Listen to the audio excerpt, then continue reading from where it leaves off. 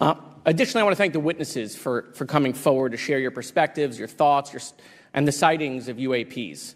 Unlike other hearings many times in Congress, you're not here to help a political party, but you're here to share information with the American people. And it's not something that is just going on in this administration. It's something that's spanned many administrations.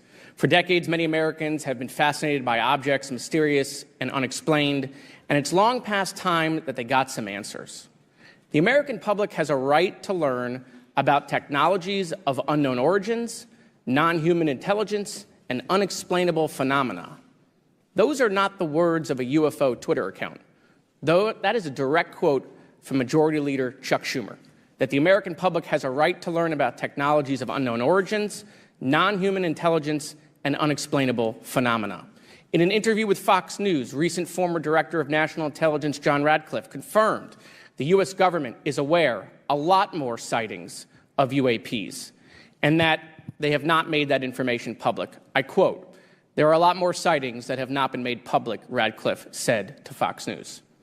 For me, this hearing is about transparency. We unfortunately live in a time in which many people distrust government and our institutions. And overclassification of information away from the American public or even Congress contributes to today's politics. The American people have regular questions. What are UAPs? How come the media doesn't report more on them? Are they foreign adversaries? Are they U.S. technology? Are they something else? They ask themselves, how come when a Russian jet shoots flares at one of our drones, we have perfect pictures and videos to show the American people and the world, but when it comes to UAPs, nothing? Of course, we must always protect our national security to maintain our superiority, like when stealth helicopters were only rumored to exist but were used in the Osama bin Laden raid in 2011. But we can't allow that to be used as a shield to keep the American people completely in the dark from basic truths. The American people deserve to hear more about special access programs. Congress has a right to know if there's any unsanctioned weapons development. Satellite imagery that has not been provided to Congress. Congress created the All-Domain Resolution Office in the NDAA of 2022. In its initial analysis, there are 171 uncharacterized UAP reports, and this is the words from the report, that appear to have demonstrated unusual flight characteristics or performance capabilities.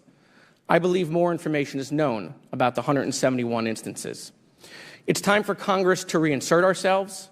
I call on our military leaders and intelligence officials to release more information to the American people about UAPs.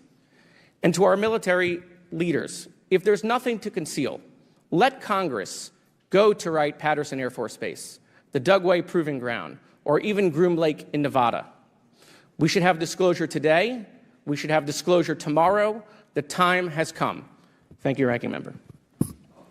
Thank you, Mr. Moskowitz, and I would yield back now to our chairman. Thank you. Right, now I'd like to introduce our witnesses. Our first witness is Lieutenant Ryan Graves. He's the Executive Director of Americans for Safe Aerospace. Lieutenant Graves is also a former U.S. Navy F-18 pilot with his own UAP experience. The next witness, David Grush, is a former senior intelligence officer with the National Geospatial Intelligence Agency and was a senior technical advisor for UAP issues. And finally, retired Navy Commander David Fravor, squadron leader who worked as a naval aviator for 18 years. Mr. Fravor has his own UAP experience known as the TikTok event. I look forward to hearing from all three of you today. Pursuant to Committee Rule 9G, the witnesses will please stand and raise their right hands. Do you solemnly swear or affirm that the testimony you are about to give is the truth, the whole truth, and nothing but the truth, so help you God? Let the record show that all the witnesses answered in the affirmative. You may be seated. We appreciate you all being here today and look forward to your testimony. I'll remind the witnesses that we have read your written statements and they will appear in full in the hearing record. Please try to limit your oral statements to 5 minutes. As a reminder, please press the button on the microphone in front of you so that it's on and the members can hear you. When you begin to speak, the light in front of you will turn green. After 4 minutes, it'll turn yellow, and the red light, when that comes on, it tells you your 5 minutes have expired. I'll now recognize Mr. Graves for 5 minutes for your opening statement. Thank you. Chairman Grothman, Ranking Member Garcia, distinguished members of the House Oversight Subcommittee on National Security, Representatives Burchett and Luna. My name is Ryan Fobbs Graves, and I am a former F-18 pilot with a decade of service in the U.S. Navy, including 2 deployments in Operation Enduring Freedom and Operation Inherent Resolve. I have experienced advanced UAP firsthand, and I'm here to voice the concerns of more than 30 commercial aircrew and military veterans who have confided their similar encounters with me. Today, I would like to highlight 3 critical issues that demand our action. As we convene here, UAP are in our airspace, but they are grossly underreported. These sightings are not rare or isolated, they are routine. Military aircrew and commercial pilots, trained observers whose lives depend on accurate identification, are frequently witnessing these phenomena. The stigma attached to UAP is real and powerful and challenges national security. It silences commercial pilots who fear professional repercussions, discourages witnesses, and is only compounded by recent government claims questioning the credibility of eyewitness testimony. Parts of our government are aware of more about UAP than they let on, but excessive classification practices keep crucial information hidden. Since 2021, all UAP videos are classified as secret or above. This level of secrecy not only impedes our understanding, but fuels speculation and mistrust. In 2014, I was an F-18 Foxtrot pilot in the Navy Fighter Attack Squadron 11, the Red Rippers, and I was stationed at NAS Oceana in Virginia Beach. After upgrades were made to our jet's radar systems, we began detecting unknown objects operating in our airspace. At first, we assumed they were radar errors, but soon we began to correlate the radar tracks with multiple onboard sensors, including infrared systems, eventually through visual ID. During a training mission in Warning Area Whiskey 72, 10 miles off the coast of Virginia Beach, 2 F-18 Super Hornets were split by a UAP. The object, described as a dark gray or a black cube inside of a clear sphere, came within 50 feet of the lead aircraft and was estimated to be 5 to 15 feet in diameter. The mission commander terminated the flight immediately and returned to base. Our squadron submitted a safety report, but there was no official acknowledgement of the incident and no further mechanism to report the sightings. Soon, these encounters became so frequent that aircrew would discuss the risk of UAP as part of their regular pre-flight briefs. Recognizing the need for action and answers, I founded Americans for Safe Aerospace. The organization has since become a haven for UAP witnesses who were previously unspoken due to the absence of a safe intake process. More than 30 witnesses have come forward, and almost 5,000 Americans have joined us in the fight for transparency at safeaerospace.org. The majority of witnesses are commercial pilots at major airlines. Often, they are veterans with decades of flying experience. Pilots are reporting UAP at altitudes that appear above them at 40,000 feet, potentially in low Earth orbit or in the gray zone below the Kármán line, making inexplainable maneuvers like right-hand turns and retrograde orbits or J-hooks. Sometimes these reports are reoccurring, with numerous recent sightings north of Hawaii and in the North Atlantic. Other veterans are also coming forward to us regarding UAP encounters in our airspace and oceans. The most compelling involve observations of UAP by multiple witnesses and sensor systems. I believe these accounts are only scratching the surface, and more will share their experiences once it is safe to do so. In closing, I recognize the skepticism surrounding this topic. If everyone could see the sensor and video data I witnessed, our national conversation would change. I urge us to put aside stigma and address the security and safety issue this topic represents. If UAP are foreign drones, it is an urgent national security problem. If it is something else, it is an issue for science. In either case, unidentified objects are concerned for flight safety. The American people deserve to know what is happening in our skies. It is long overdue. Thank you. Mr. Grush. Mr. Chairman, ranking members and congressmen, thank you. I'm happy to be here. This is an important issue, and I'm grateful for your time. My name is David Charles Grush. I was an intelligence officer for 14 years, both in the U.S. Air Force, both active duty Air National Guard and Reserve, at the rank of major, and most recently from 2021 to 2023, at the National Geospatial Intelligence Agency, NGA, at the GS-15 civilian level, which is the military equivalent of a full bird colonel. I was my agency's co-lead in unidentified anomalous phenomena and transmedium object analysis. as well as reporting to the UAP task force, UAPTF, and eventually, once it was established, the All-Domain Anomaly Resolution Office, AARO. I became a whistleblower through a PPD 19 urgent concern filing in May 2022 with the Intelligence Community Inspector General. Following concerning reports from multiple esteemed and credentialed current and former military and intelligence community individuals that the U.S. government is operating with secrecy above congressional oversight with regards to UAPs. My testimony is based on information I've been given by individuals with a long-standing track record of legitimacy and service to this country, many of whom also have shared compelling evidence in the form of photography, official documentation, and classified oral testimony to myself and my various colleagues. I have taken every step I can to corroborate this evidence over a period of 4 years while I was with the UAP Task Force and do my due diligence on the individual sharing it. This is because of these steps, I believe strongly in the importance of bringing this information before you. I am driven by a commitment of both to truth and transparency, rooted in our inherent duty to uphold the United States Constitution and protect the American people. I'm asking Congress to hold our government to this standard and thoroughly investigate these claims. But as I stand here under oath now, I am speaking to the facts as I've been told them. In the U.S. Air Force, in my National Reconnaissance Office, NRO, reservist capacity, I was a member of the UAP Task Force from 2019 to 2021. I served at the NRO Operations Center on the Director's briefing staff, which included the coordination of the Presidential Daily Brief and supporting variety of contingency operations, which I was the Reserve Intelligence Division Chief backup. In 2019, the UAP Task Force Director asked me to identify all special access programs and controlled access programs, also known as SAPs and CAPs, we needed to satisfy our congressionally mandated mission, and we were direct report at the time to the DepSecDef. At the time, due to my extensive executive level intelligence support duties, I was cleared to literally all relevant compartments and in a position of extreme trust, both in my military and civilian capacities.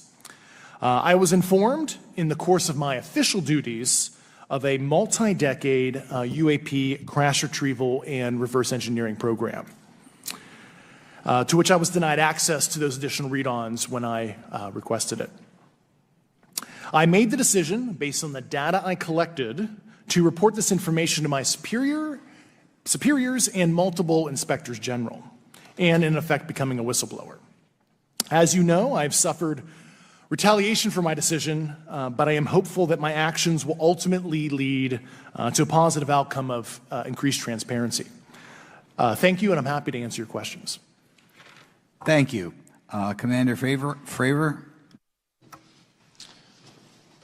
Thank you. Thank you, Mr. Chairman, Congressmen, Congresswomen. I want to first thank you for the invitation to speak to the committee on the UAP topic that's been in the news for the past 6 years and seems to be continuing to gain momentum. As you know, my name is David Fravor. I'm a retired commander in the United States Navy. In 2004, I was a commanding officer of Strike Fighter Squadron 41, the world-famous Black Aces. We were attached to Carrier Wing 11, stationed on board the USS Nimitz, and had begun a 2-month workup cycle off the coast of California. On this day, we were scheduled for a 2v2 air-to-air training with the USS Princeton as our control. When we launched off Nimitz, my wingman was joining up. We were told that the training was going to be suspended and we were going to proceed with real-world tasking. As we proceeded to the west, the air controller was counting down the range to an object that we were going to, and we were unaware of what we were going to see when we arrived. The controller had told us that these objects had been observed for over 2 weeks, coming down from over 80,000 feet, rapidly descending to 20,000 feet, hanging out for hours, and then going straight back up. For those who don't realize, above 80,000 feet is space. We arrived at the location at approximately 20,000 feet, and the controller called merge plot, which means that our radar blip was now in the same resolution cell as the contact. As we looked around, we noticed that we saw some whitewater off our right side. It's important to note that the weather on this day was as close to perfect as you could ask for off the coast of San Diego. Clear skies, light winds, calm seas, no whitecaps from waves. So the whitewater stood out in a large blue ocean. All four of us, because we were in F-18Fs, so we had pilots and Wizzo in the back seat, looked down a saw a white tic-tac object with a longitudinal axis pointing north-south and moving very abruptly over the water like a ping-pong ball. There were no rotors, no rotor wash, or any sign of visible control surfaces like wings. As we started clockwise towards the object, my Wizzo and I decided to go down and take a closer look with the other aircraft staying in high cover to observe both us and the tic-tac. We proceeded around the circle about 90 degrees from the start of our descent, and the object suddenly shifted its longitudinal axis, aligned it with my aircraft, and began to climb. We continued down another 270 degrees, nose low, where the tic-tac, or we considered 270 degrees to where, and we went nose low to where the tic-tac would have been. Our altitude at this point was about 15,000 feet, and the tic-tac was about 12,000. As we pulled nose onto the object, within about a half mile of it, it rapidly accelerated in front of us and disappeared. Our wingmen, roughly 8,000 feet above us, lost contact also. We immediately turned back to see where the white water was at, and it was gone also. So as we started to turn back towards the east, the controller came up and said, "Sir, you're not going to believe this, but that thing is at your cap point, roughly 60 miles away in less than a minute. You can calculate the speed." We returned to Nimitz. We were taking off our gear. We were talking to one of my crews that was getting ready to launch. We mentioned it to them, and they went out and luckily got the video that you see, that 90-second video. What you don't see is the radar tape that was never released, and we don't know where it's at, of the active jamming that the object put on an APG-73 radar, and I can get into modes later if you're interested. What is shocking to us is that the incident was never investigated. None of my crew were ever questioned. Tapes were never taken, and after a couple days, it turned into a great story with friends. It wasn't until 2009 until Jay Stratton had contacted me to investigate. Unbeknownst to all, he was part of the ATIP program in the Pentagon led by Luis Elizondo. And there was an official report that came out that's now on the internet. Years later, I was contacted by the other pilot, Alex Dietrich, and asked if I'd been contacted, and I said no, but I'm willing to talk. I was contacted by Mr. Elizondo, and we talked for a short period of time, and he said we'd be in contact. A few weeks after that, I was made aware that Lou had left the Pentagon in protest and joined forces with Tom DeLonge, Chris Mellon, Steve Justice, and others to form Two Stars Academy, an organization that pressed the issue with leading industry experts and U.S. government officials. They worked with Leslie Kean, who is present today, Ralph Blumenthal, and Helene Cooper to publish the articles in the New York Times 2017 New York Times. And it removed the stigma on the topic of UFOs, which is why we're here today. Those articles open the door for the government and public that cannot be closed. It has led to an interest from our elected officials who are not focused on little green men, but figuring out where these craft are, where are they from, the technology they possess, how do they operate. It also led to the Whistleblower Protection Act and the NDAA. There are multiple witnesses coming forward to say that have firsthand knowledge, and Mr. Grush just covered that. What concerns me is that there's no oversight from our elected officials on anything associated with our government processing or working on craft. Believe it not from this world. This issue is not a full public disclosure that could undermine national security, but it is about ensuring that our system of checks and balances works across all work done in the government using taxpayer funds. Relative to government programs, even unacknowledged WAVE programs have some level of oversight by the appropriate committee members in the House and Senate, and this work that is said to be occurring from whistleblower testimonies should not be exempt. In closing, I would like to say that the tic-tac object we engaged in 2004 was far superior to anything that we had on time, have today, or are looking to develop in the next 10 years. If we in fact have programs that possess this technology, it needs to have oversight from those people that the citizens of this great country elected in office to represent what is best for the United States and best for the citizens. I thank you for your time. Thank you very much. Thank you very much. I know it's very difficult for all of you, all you've done in the past to try to illuminate this issue. Call on myself first for some questions. I'm going to start with Mr. Graves. Are pilots that you interact with as part of your organization, do you feel adequately trained and briefed on how to handle encounters with UAPs? No. Right now, military witnesses to UAP have limited options for reporting UAP. But more concerning is that commercial aviation sector has not adapted to the lessons that the military has implemented. The military and Department of Defense has stated that UAP represent a critical aviation safety risk. We have not seen that same language being used in the commercial markets. They are not acknowledging this risk. Okay. What steps do you think you have to be taken to improve a pilot's UAP reporting, be it military or commercial? Right now, we need a system where pilots can report without fear of losing their jobs. There is a fear that the stigma associated with this topic is going to lead to professional repercussions, either through management or perhaps through their yearly physical check. So having a secure system, reducing the stigma, and making this information available through the public is going to reduce the concerns that aircrew have. Could you just give me a little idea of the degree to which reports in the past are not made public right now? Well, I don't think there has been a proper reporting system to gather those reports and thus not report them. So to answer your question, I think there is a dearth of data due to the fact that the reporting has been limited up to this time. Could you tell me why you believe it's, kind of to play the devil's advocate, a reason why some of this stuff should not be available to the public? There's certainly some national security concerns when we use our advanced sensors in our tactical jets to be able to identify these objects. However, there's no reason that the objects themselves would be classified. I would be curious to see how the security classification guideline actually spells out the different nuances of how this topic is classified from the perspective of UAP, not national security. I'll give you a follow-up on that. Assuming that there are reasons why not all this should be made public, this has been around for a long period of time. Can any of the three of you think of any reason why anything related to UAPs, say 15 years and back, should not be immediately made public? I think one of it is acknowledging a vulnerability, both from a collection and I'll just say a countermeasure perspective. So it's that we haven't cracked for many years. Yeah. Even say 20 years back. Is there any reason why, when you go back that far, things shouldn't be made public? Unless it shows a specific national security vulnerability as it relates to a weakness in a particular defense system. Okay, Mr. Fravor, the TikTok incident that you were engaged occurred in 2004. What kind of reporting took place after that incident? None. We had a standard debrief where the backseaters went down to our carrier intel center and briefed what had happened, and that was it. No one else talked to us, and I was in the top 20 in the battle group. No one came. The captain was aware, the admiral was aware, nothing was done. Your commanding officers provide any sort of justification?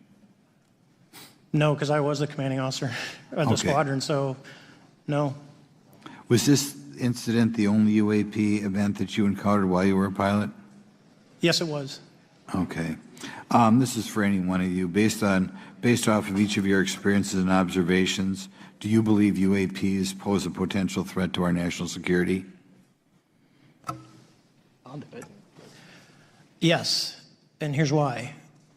The technology that we faced was far superior than anything that we had, and you could put that anywhere. If you had one, you captured one, you reverse engineered it, you got it to work, you're talking something that can go into space, go someplace, drop down in a matter of seconds, do whatever it wants, and leave, and there's nothing we can do about it.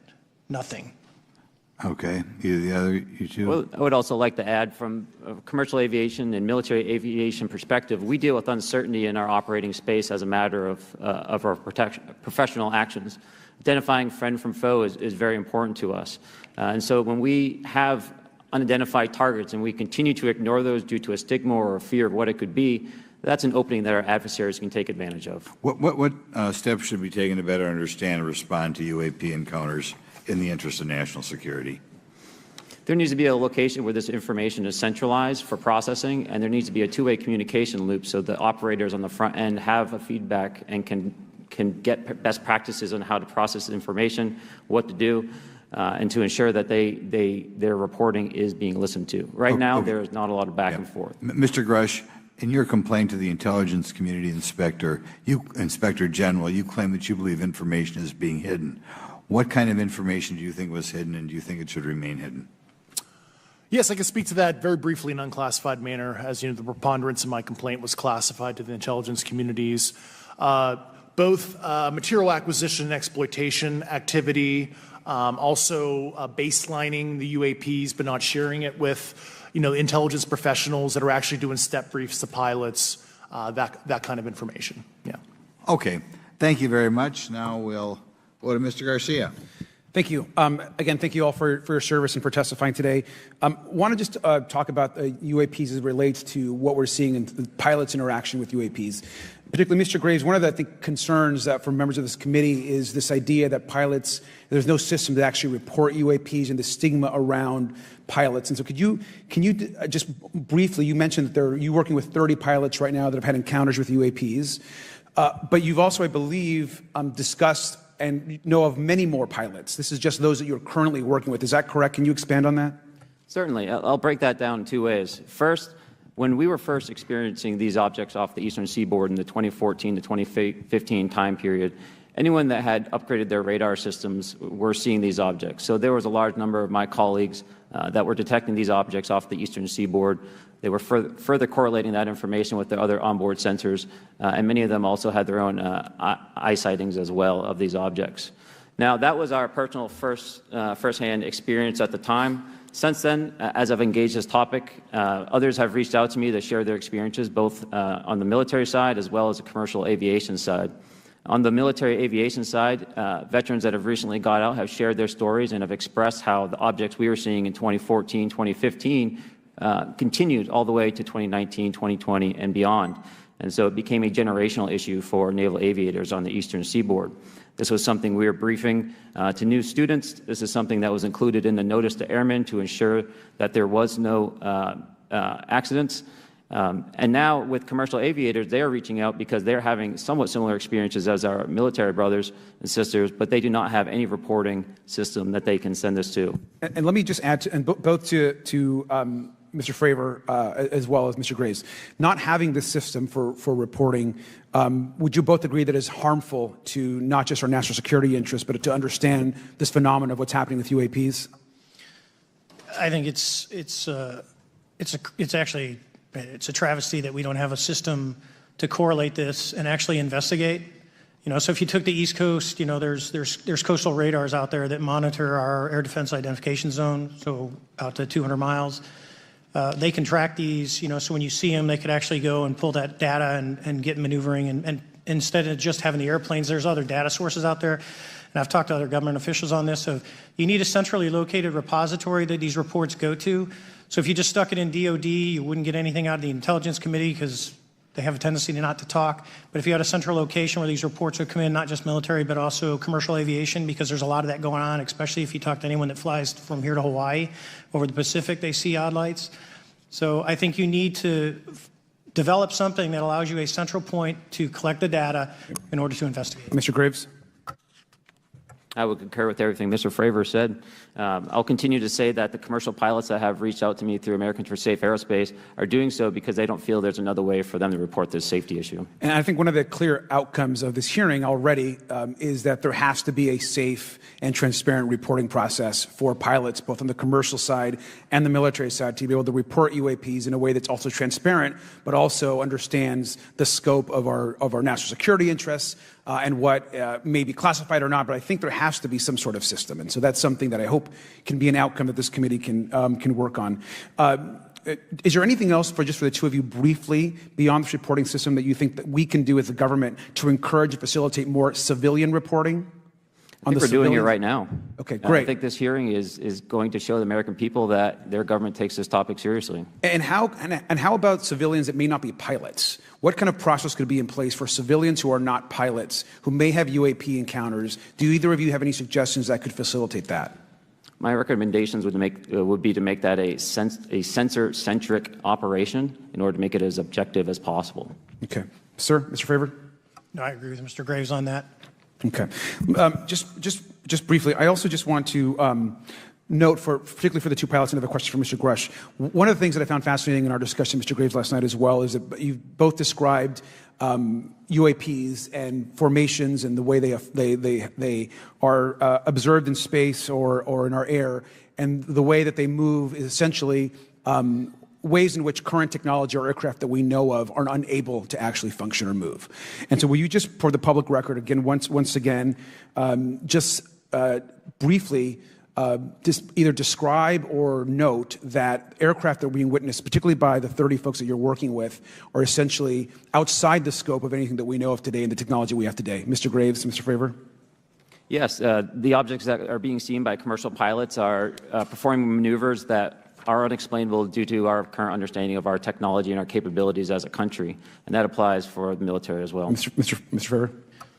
Yeah, I concur with that. We have nothing that can stop in midair and go the other direction, nor do we have anything that can, like in our situation, come down from space, hang out for 3 hours, and go back up. Thank you. My last question, and sometimes I know that you have also said some of these answers in the past, but we're trying to get them on the public record as well, which is really important.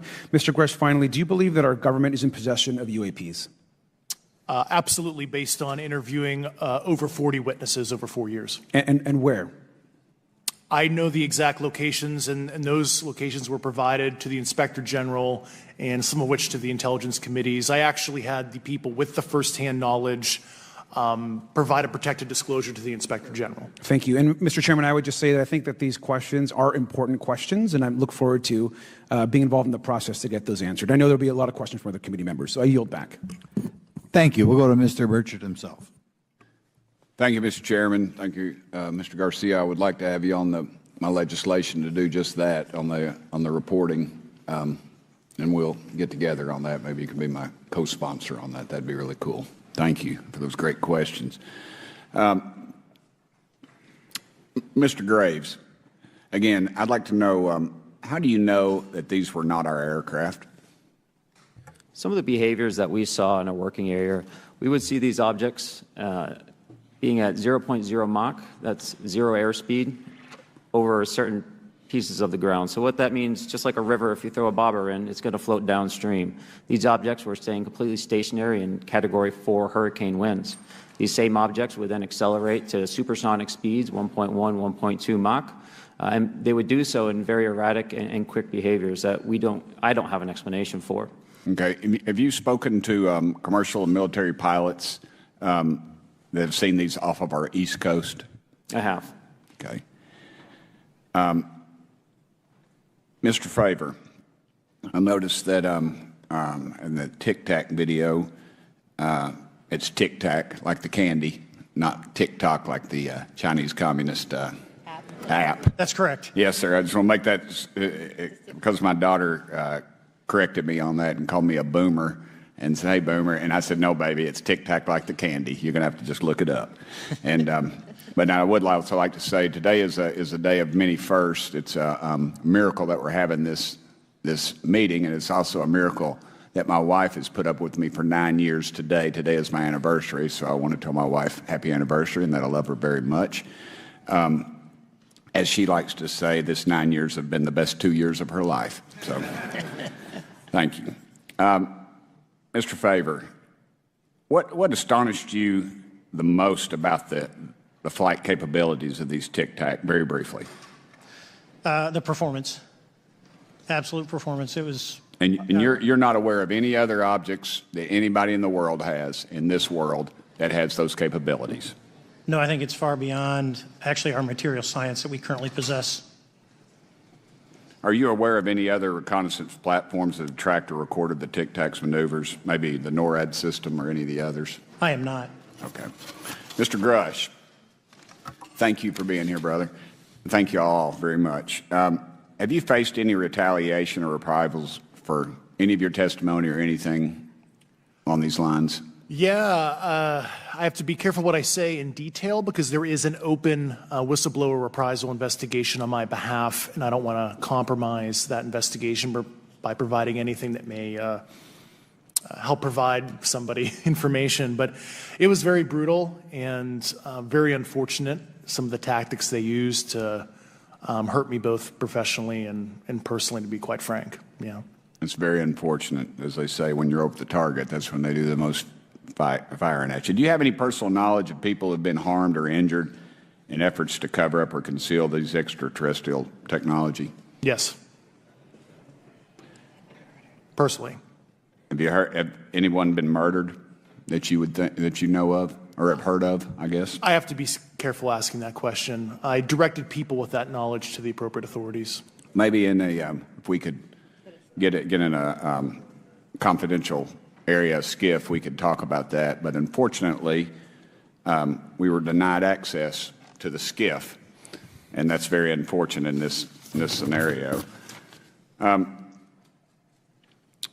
Mr. Favor, Do you believe that you witnessed an additional object under the water in relation to your encounter? I will say we did not see an object. There was something there to cause the whitewater, and when we turned around, it was gone. So there was something there that obviously moved. Okay, it was not the same object though that you were looking at, correct? No, we actually joked that the Tic Tac was communicating with something when we came back, and because the whitewater disappeared. We were in another instance. We're told about the capabilities of a jamming during viewing of when there were some people chasing some of these objects. Did you experience any of that jamming or interrupting your radar or weapons system? My crew that launched after we landed experienced significant jamming to the APG-73 radar, which was what we had on board, which is a mechanically scanned, very high-end system prior to the APG-79. And yes, it did pretty much everything you could do: range, velocity, aspect, and then it spit the lock, and the targeting pod is passive. That's what we were able to get the video on. I'm about to run out of time, but are you aware of any of our enemies that have that capability? No. Okay. I would also like to note for the record that, like George Knapp, breaking Area 51, he's the reason I knew about that, and the reason I know about the Tic Tacs is Leslie Keene from New York Times article, and I would encourage everybody to read that. Thank you, Mr. Chairman. I yield back to you for no time. Very good. Mr. Raskin? Thank you, Mr. Chairman. Mr. Graves, you reported UAP encounters during training flights, I think, and have since come forward to warn the Pentagon that these encounters may be putting pilots at risk. My first question is, you've identified these as taking place on the East Coast. Is it just on the East Coast where these encounters have been reported?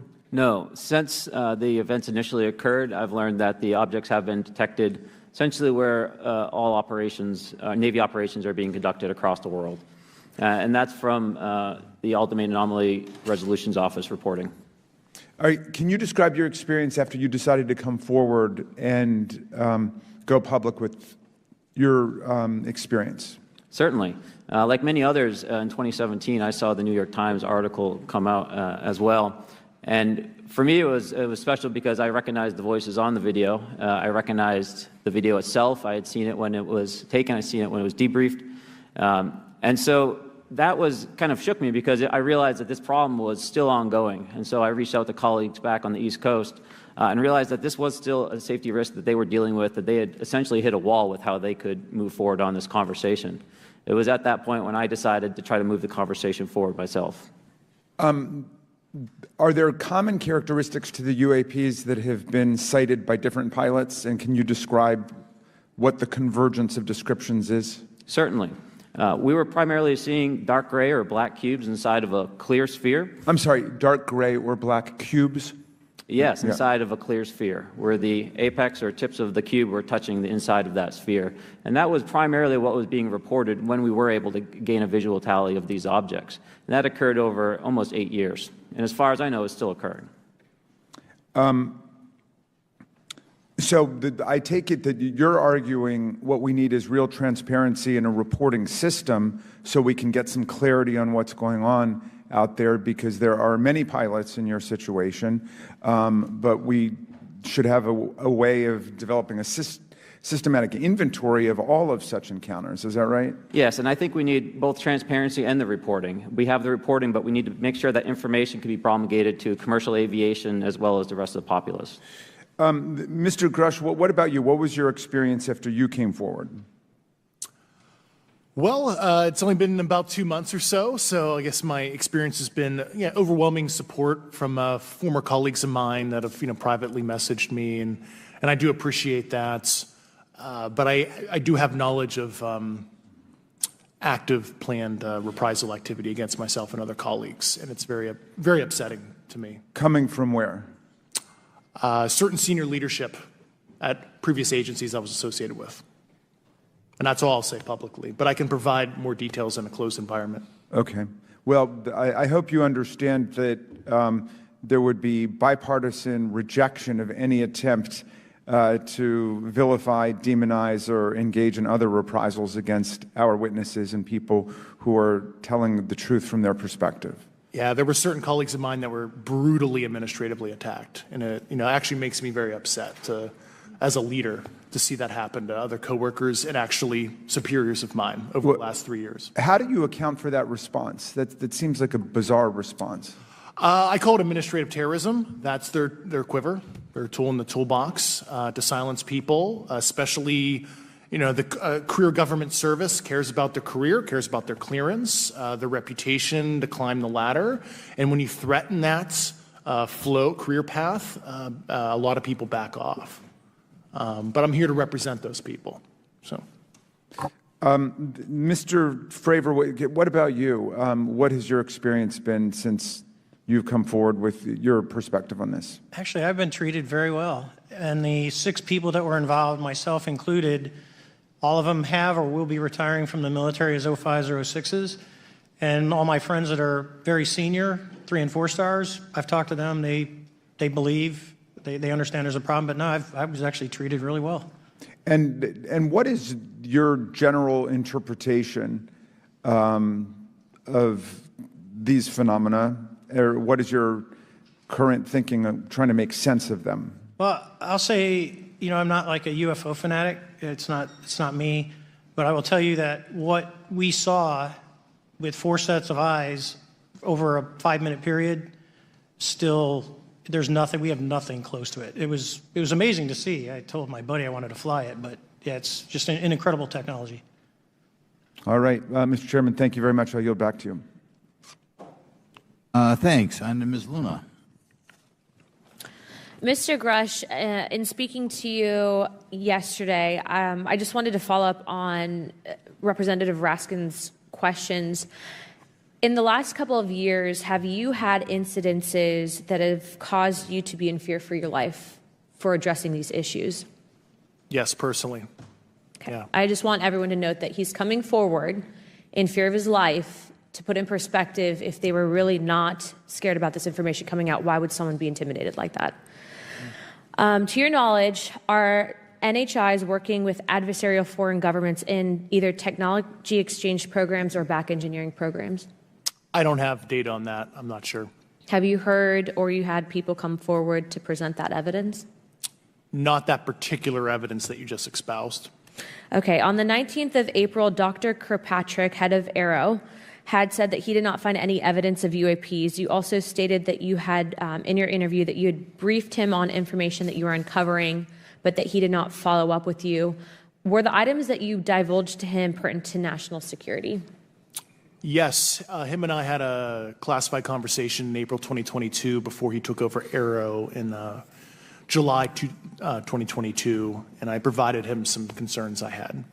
Do you know why he might not have followed up with you? Unfortunately, I cannot read his mind. I wish he did. I was happy to give sage counsel to him on where to look when he took the helm of Aero. Okay, and then my last question for you before I move to Mr. Graves is you received prior approval from the Defense Department to speak on certain issues, correct? Correct, through DOPSR, DoD Pre-Publication and Security Review, and I just want to remind the public, they're just looking from a security perspective. These are my own personal views and opinions, not the department's. Okay, I'm asking that, though, mainly because I think that there are many people that would like to discredit you, so it does bring a certain amount of credibility to your testimony. I'm required by law to do that as a former intelligence officer, or I go to jail for revealing classified information. Yeah, we don't want you to go to jail. My next question would actually be for Mr. Graves. Can you please explain to me in detail the event that occurred at Vandenberg Air Force Base? Certainly. In the 2003 timeframe, a large group of Boeing contractors were operating near one of the launch facilities at Vandenberg Air Force Base when they observed a very large 100-yard sided red square approach the base from the ocean and hover at low altitude over one of the launch facilities. This object remained for about 45 seconds or so before darting off over the mountains. There was a similar event within 24 hours later in the evening. This was a morning event, I believe 8:45 in the morning. Later in the evening, post-sunset, There were reports of other sightings on base, including some aggressive behaviors. These objects were approaching some of the security guards at rapid speeds before darting off. And this is information that was received through one of the witnesses that have approached me at Americans for Safe Aerospace. Was this documented in any official form, whether it was a police blotter? Yes, they had official documentation and records from the event that the witness held over the years. And I'm not going to ask you to do it right now for time reasons, but you would be able to sketch what was witnessed, correct? And have you seen that before on any other equipment and or during your flight time? I have not seen what they've described. This object was estimated to be almost the size of a football field, and I have not seen anything personally that large. Okay, and then another question on follow-up referencing the gimbal video Go Fast incident. Can you just clarify, because to our understanding the footage was actually cut off at a certain point, but what happens at the end of that video, just for those Americans specifically that are wanting to know about the rest of that footage? Certainly. There was some uncertainty or instability with the object. It seemed to rock a bit, and that's the last I had seen of the video. Much of the data that I would recommend be analyzed would consist of radar data that would provide precise kinematics on the object, as well as the fleet of objects that were operating nearby. Okay, and follow-up, in regards to the reporting procedures that Mr. Garcia had addressed on, as well as Representative Burchett, with the FAA, to your understanding, pilots that are seeing this, commercial airline pilots, are they receiving cease and desist letters from corporations for coming forward with information in regards to safety for potential airline passengers? I have been made privy to conversations with commercial aviators who have received cease and desist orders. So the American public should know that corporations are putting their own reputations on the not the line, but ahead of the safety of the American people. And I think, would you agree with that statement? It appears so. Okay. And I guess this would be my last. Oh, I'm out of time. I yield. I'll be back. Good. Mr. Moskowitz. Thank you, Mr. Chairman. Gentlemen, let's talk about the laws of physics for a second. Mr. Graves and Commander Favor, I heard you talk about speed. When those objects broke the sound barrier, did they make a sonic boom? I was in a jet. You can't hear anything. It's kind of loud in there. Yeah, you're not able to actually personally tell within the vehicle. I will say the objects that we were seeing, they were spherical, and they were observed up to Mach 2, which is a very non-aerodynamic shape. What about G-forces? Let's talk about G-forces of those vehicles. Could a human survive those G-forces with known technology today? No. No, not for the acceleration rates that we observed. Okay. What about what they look like? How close did you get? Did you see a seam or a rivet or a section? And what I mean is, obviously, the jets you're flying have all those things. Did these objects have those? Do you want to go, Ryan? I didn't have the detail to be able to tell that. So we got within a half mile of Tic Tac, which people say that's pretty far, but in airplanes, that's actually relatively close. No, it was perfectly white, smooth, no windows, although when we did take the original FLIR video that is out there, when you put it on a big screen, it actually had two little objects that came out of the bottom of it. But other than that, no windows, no seams, no nothing.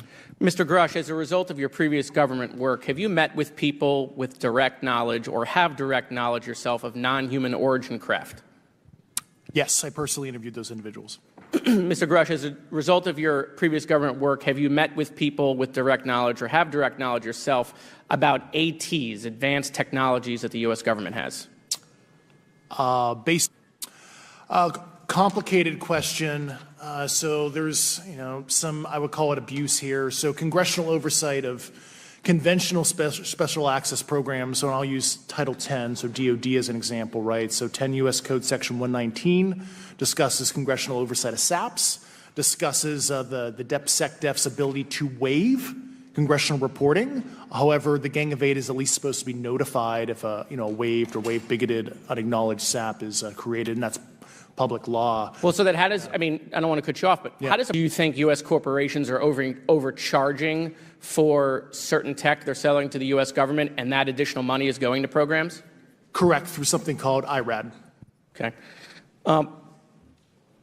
Satellite imagery. Let's talk about satellite imagery. We have satellites all over the place, some that we're aware of and many that we're not aware of, right? We're taking pictures of everything at every point and second. Mr. Grush, are you aware, do you have direct knowledge, or have you talked to people with direct knowledge that there are satellite imagery of these events? That was one of my primary tasks at NGA, since we process, exploit, and disseminate that kind of information. I've seen multiple cases, some of which, to my understanding, and of course I left NGA in April, so that's my information cutoff date. But I personally reviewed both what we call overhead collection and from other strategic and tactical platforms that I could not even explain prosaically. And I have a degree in physics, by the way, as well. And I am aware that you guys have not seen these reports, unfortunately. And I don't know why. Do you have direct knowledge, or you had spoken to people with direct knowledge that this imagery applies to crash sites, crash imagery? I can't discuss that in an open session. Okay. Do you have any information that the U.S. government is involved in a disinformation campaign to deny the existence of certain UAPs?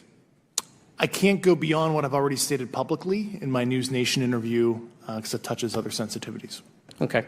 I'll yield the balance of my time back. Thank you, Mr. Chairman.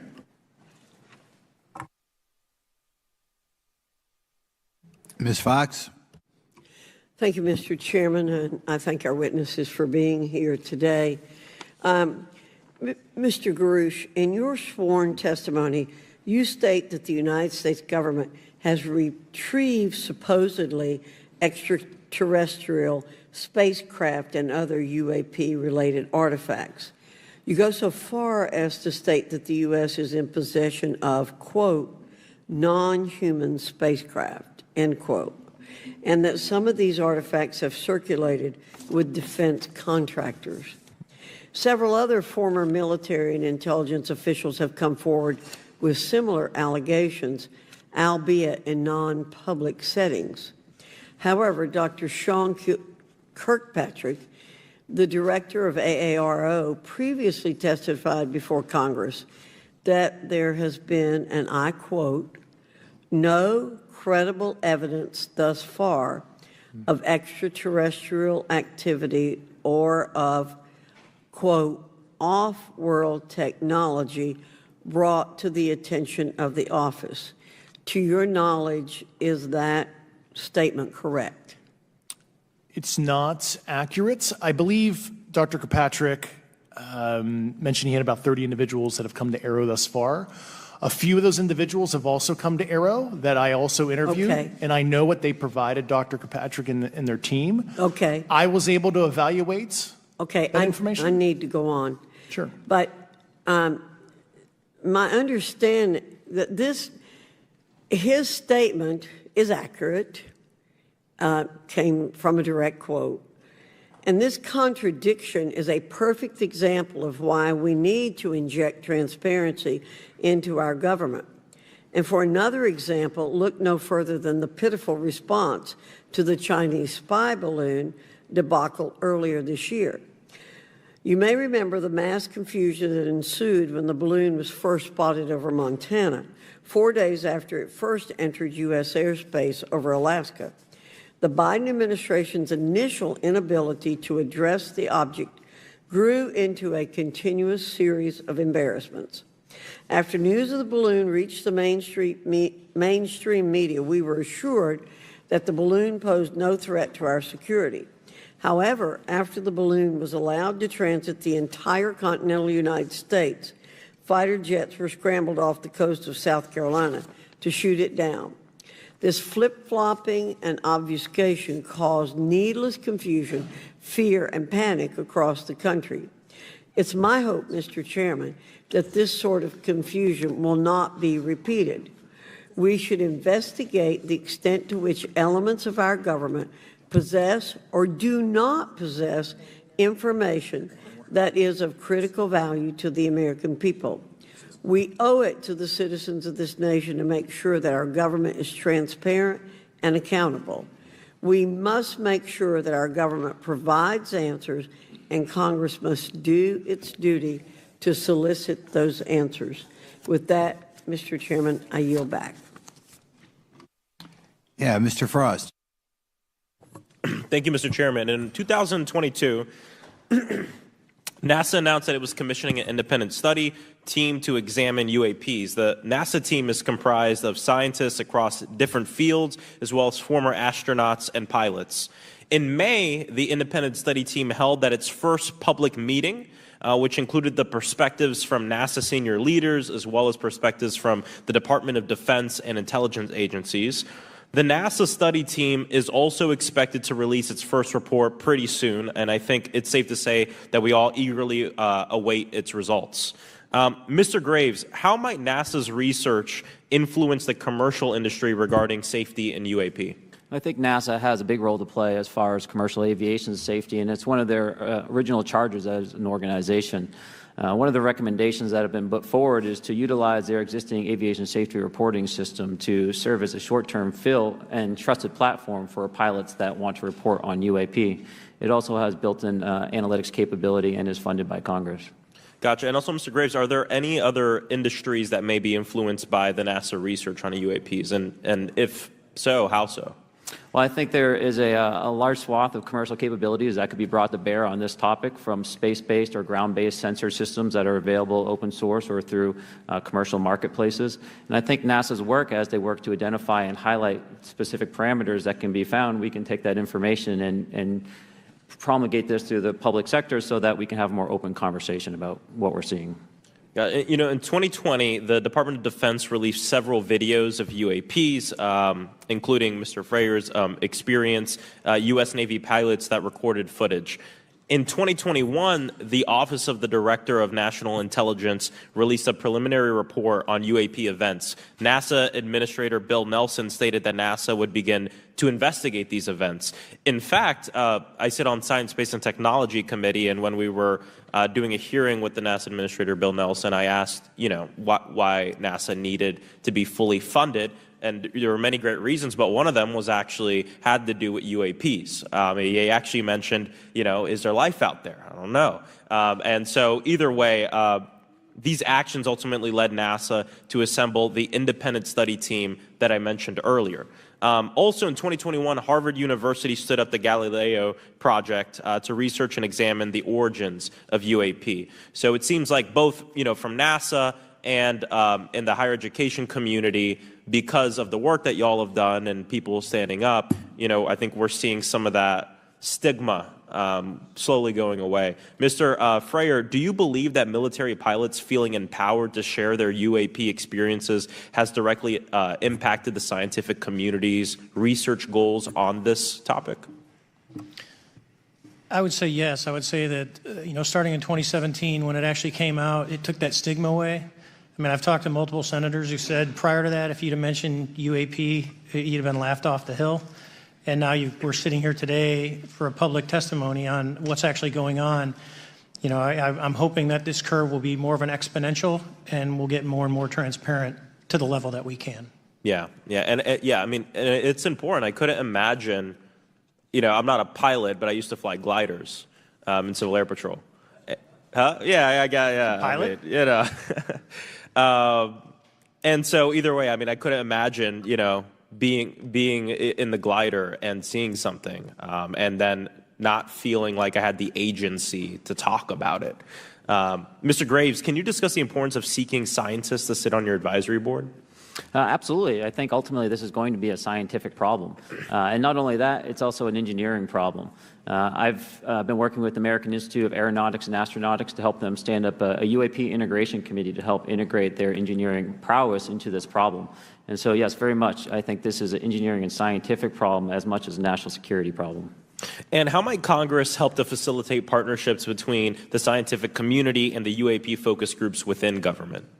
Well, I think one of the things they can do is to have these types of hearings to communicate to the public that this is a topic of interest. I think that there is a pseudo-market, if you will, of interested capabilities and talent that want to approach this topic, and we're seeing that start to grow now. So I think continued conversation, reduction of stigma is going to allow that to flourish and allow answers to help generate themselves. 100%. Well, thank you all for being here, and thank you for your work. I think it's important that we keep our top scientific minds focused on this issue and look for ways to increase collaboration. Thank you so much. I yield back. Mr. Comer. Thank you, Mr. Chairman. Let me say I want to thank you for having this hearing, and I want to thank Mr. Burchett and Ms. Luna for leading this hearing. And with that, I yield my 5 minutes to Mr. Burchett. Thank you, Mr. Chairman. I'm going to direct this, I believe, to Mr. Grush, but if any of you all feel like you need to jump in, just jump right in. We're good. Has the U.S. government become aware of actual evidence of extraterrestrial, otherwise unexplained forms of intelligence? And if so, when do you think this first occurred? I like to use the term non-human. I don't like to denote origin. Keeps the aperture open, both scientifically. Right. Certainly, like I've discussed publicly previously, 1930s. Okay. Can you give me the names and titles of the people with direct firsthand knowledge and access to some of these crash retrieval programs, and maybe which facilities, military bases the recovered material would be in? And I know a lot of Congress talked about we're going to go to Area 51, and and there's nothing there anymore anyway. It's just and we move like a glacier. And as soon as we announce it, I'm sure the moving vans would pull up. But please. I can't discuss that publicly, but I did provide that information both to the Intel committees and the Inspector General. And we could get that in the SCIF if we were allowed to get in a SCIF with you. Would that be probably what you would think? Sure, if you had the appropriate accesses, yeah. What special access programs cover this information, and how is it possible that they have evaded oversight for so long? I do know the names. Once again, I can't discuss that publicly and how they've evaded oversight. In a closed setting, I can tell you the specific tradecraft used. All right. When do you think those programs began, and who authorized them? I do know a lot of that information, but that's something I can't discuss publicly because of sensitivities. All right. If any of y'all want to jump in on any of this, you're more than welcome to. What level of security clearance is required to fully access these programs? Well, anybody who has... and I say that because myself, Representative Gates, and Representative Luna were basically turned away at one point at Eglin. So please go right ahead. Certainly difference between member access and, say, somebody like me, but anybody who has a TSSCI clearance and meets the eligibility criteria, the access adjudicative authority should be able to grant you access. Mr. Burchett, if you'll yield, so just to put a fine point on that, there's nothing that you're aware of that's above special access program classification. It's a misnomer that there's anything actually above top secret. Executive Order 13526 delineates the classification levels. Right. But I draw a point on that because we can have access to those programs. And so the notion that we're not being given that access sort of defies our typical muscle memory here in Congress. Thank you, Mr. Burchett. I'll yield back to you. Thank you, Mr. Gates. Along those lines, Title 10, you may not know this or not, but Title 10 and Title 50 authorization, they seem to say they're inefficient. So who gets to decide this, in your opinion, in the past? It's a group of career senior executive officials. Okay. Are they government officials? Both in and out. Do what? Both in and out of government, and that's about as far as I can go there. Yeah. All right. Well, that leads to my next question. Which private corporations are directly involved in this program? How much taxpayer money has been invested in these programs, to your knowledge? I mean, we know we audit the Pentagon every year, and I've been here 5 years, and they failed the dadgum thing every year. They lose over $1 billion a year, we think, and I was told the Department of Defense maybe 60% of their assets are unaccounted for, whatever the heck that means. In the public sector, you go to jail for that kind of crap. So tell me. Yeah, I know when I'm a dollar off of my DTS travel voucher, I get hammered, but it seems like it doesn't work the other way. If you sell over $600 worth of stuff on eBay, now you get a call from the IRS. So please, what corporations? Yeah, I don't know the specific metrics towards the end of your question. The specific corporations I did provide to the committees in specific divisions, and I spent 11 and a half hours with both Intel committees. So. Okay, has there been an active U.S. government disinformation campaign to deny the existence of unidentified aerial phenomena? And if so, why? I can't go beyond what I've already espoused publicly about that.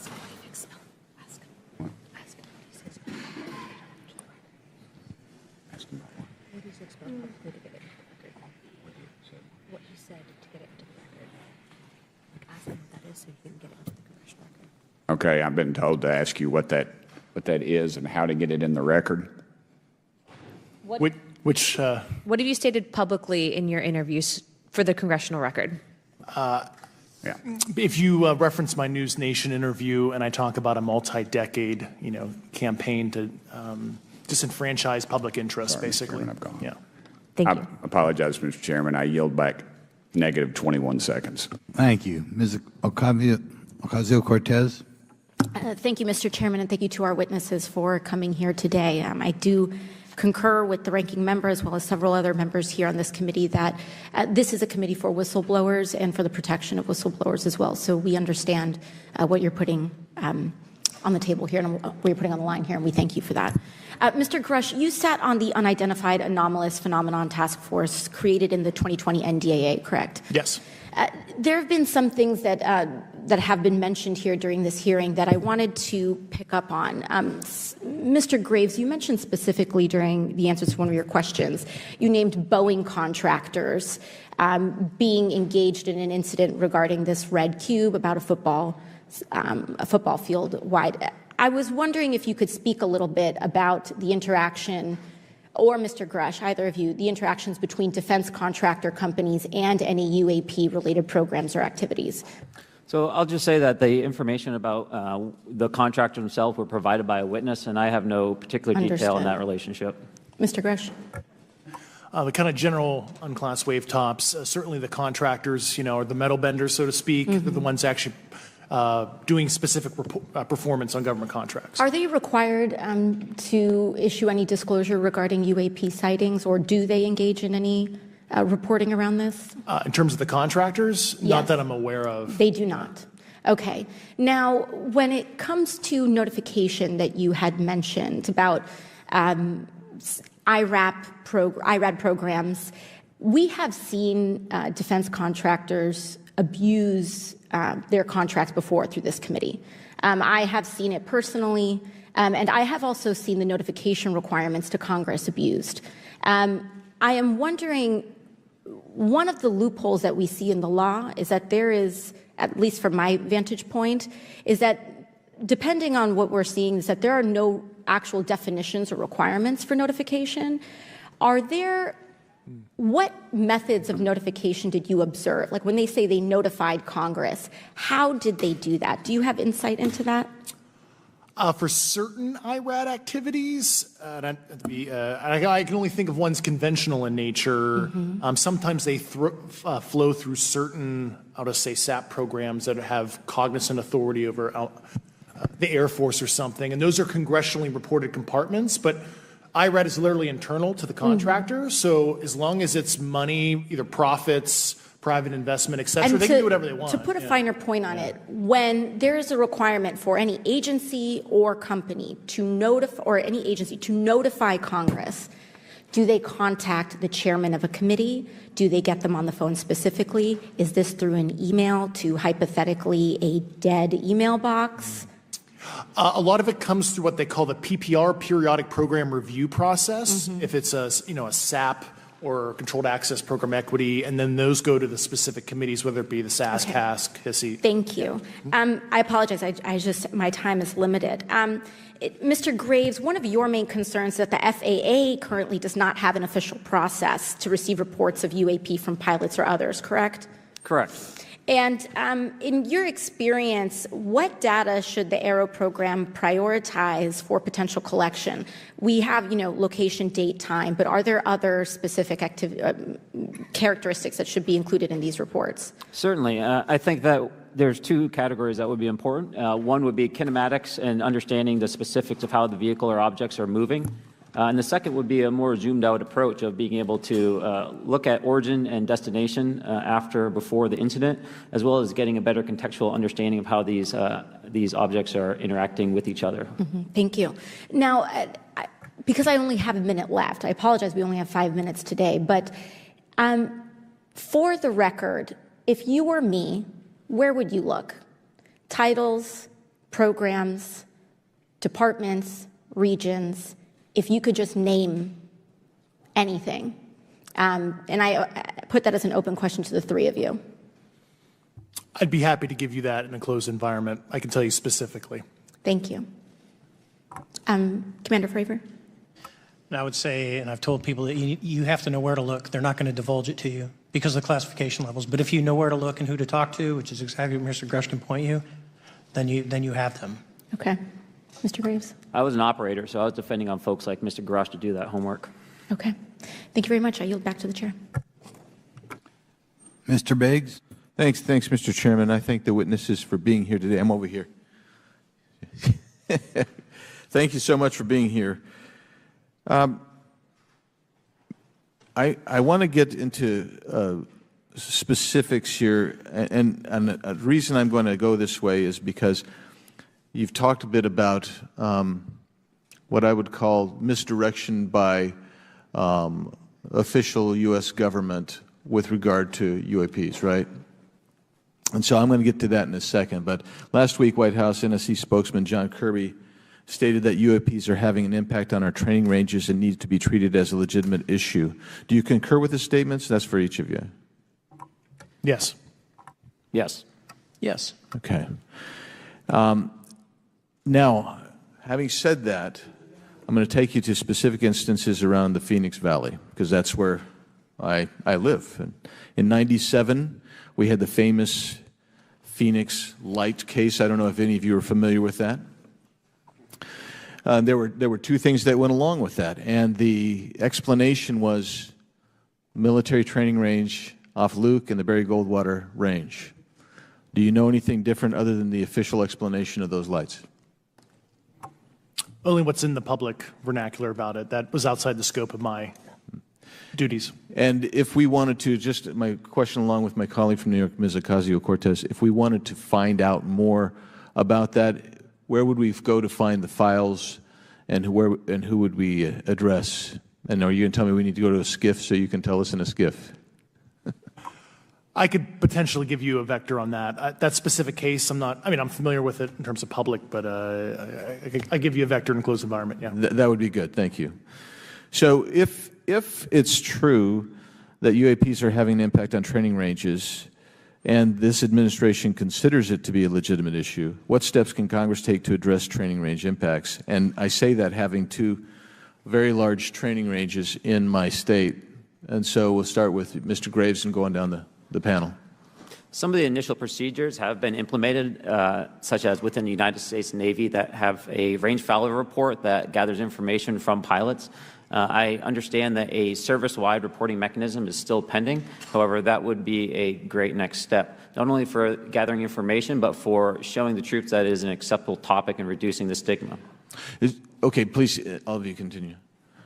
Yeah, as a recipient of a lot of those training range reports, sometimes we only get contextual kind of oral reporting. It'd be nice if they attached all sensor data and there's a system in place that can handle multiple classifications of data. And that's an issue with the F-35, right? That jet was never built to be an ISR platform. And it's a pain in the, we'll just say, butt to get that data off. So, yeah. Great. Thank you. Yeah, I would agree with the previous two. Being a user of those training ranges, that the data has to be out there. You have to acknowledge that you're seeing them, and then you have to collect the data. Right now, you get the report, someone says, I saw something, but no one collects the radar data to back it up and do research. Okay. Do you believe that the 2019 classification guidelines for UAPs interferes with the federal government's ability to be transparent with the American people? And do you think we need to be more transparent with the American people? All of you, yeah. I'll say yes to that. Yeah, I'm familiar with at least the UAP Task Force 2019 Security Classification Guide. I think it's fair. I did actually help author that with the director. you got a bias that way then. But I will say, I'll call it a lazy attitude about declassifying videos. I mean, I've seen some of the videos of the recent shoot down, and I saw no reason that couldn't have been released as long as they mask some data. The American people deserve to see that imagery and full motion video. I would think, well, in my opinion, I will say things are overclassified. I know for a fact the video or the pictures that came out in the 2020 report that had the stuff off the East Coast, they were taken with an iPhone off the East Coast. A buddy of mine was one of the senior people there, and he said they were originally classified at TSSCI. And my question to him was, what's TSSCI about these? They're an iPhone Right. literally off the vacapes. That's not TSSCI. So they're overclassified, and as soon as they do that, they go in a vault, and then you all have to look for them. Yeah, so with the overclassification, that may be one way. Are there other ways that the DOD or intelligence agencies are keeping this information from the American people or even from Congress? I think part of that has been not encouraging reporting. If the problem is not something that can be measured, it's not something that's going to be fixed. Okay, very good. Well, I'm out of time, and I thank you, Mr. Chairman, and I yield back.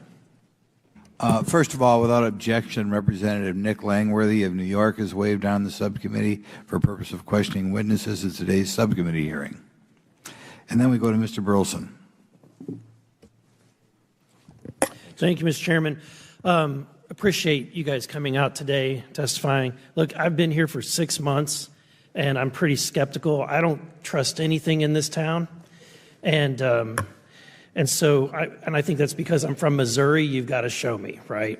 With that being said, there's been a lot of things that have been said in the public, Mr. Grush, and so I want to get down to, if we can, some specifics, right? So. At one point, you had said that there has been harmful activity or aggressive activity. Has any of the activity been aggressive, been hostile in your reports? I know of multiple colleagues of mine that got physically injured, and the activity. And I got by UAPs or by people within the federal government? Both. Okay, so there has been activity by alien or non-human technology and or beings that has caused harm to humans. I can't get into the specifics in an open environment, but at least the activity that I personally witnessed, and I have to be very careful here because they tell you never to acknowledge tradecraft, right? So what I personally witnessed myself and my wife was very disturbing. Okay. One of my constituents actually sent this next question, and I figured I'd ask it since I had the same thought. You've said that the U.S. has intact spacecraft. You said that the government has alien bodies or alien species.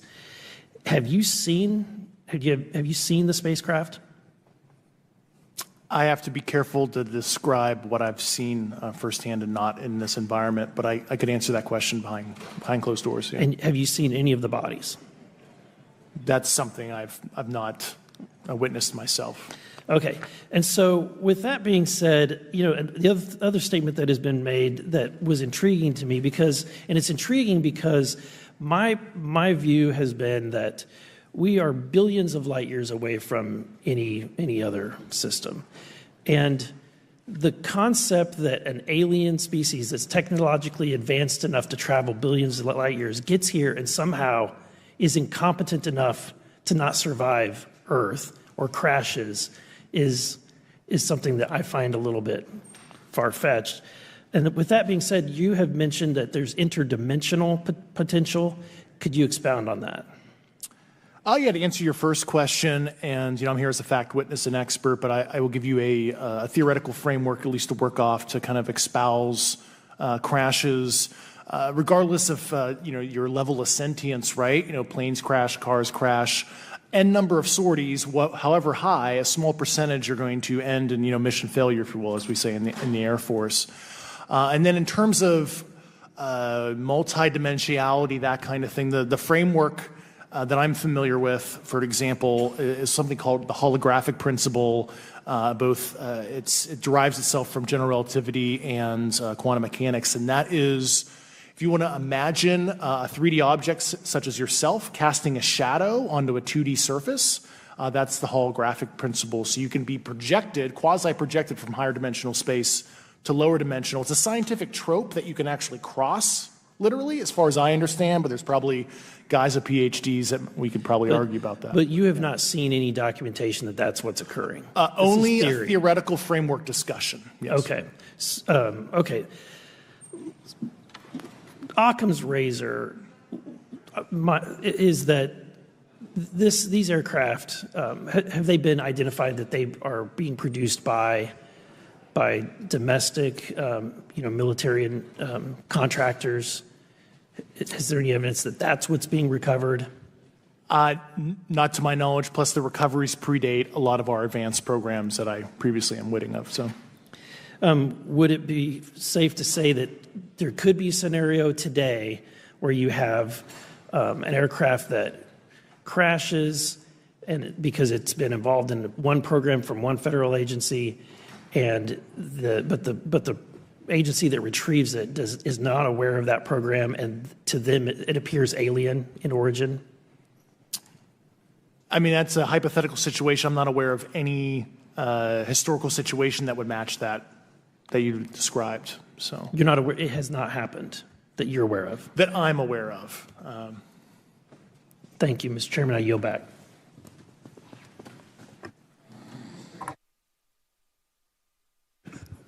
Several months ago, my office received a protected disclosure from Eglin Air Force Base indicating that there was a UAP incident that required my attention. I sought a briefing regarding that episode and brought with me Congressman Burchett and Congresswoman Luna. We asked to see any of the evidence that had been taken by flight crew in this endeavor and to observe any radar signature as well as to meet with the flight crew. We were not afforded access to all of the flight crew. And initially, we were not afforded access to images and to radar. Thereafter, we had a bit of a discussion about how authorities flow in the United States of America, and we did see the image. And we did meet with one member of the flight crew who took the image.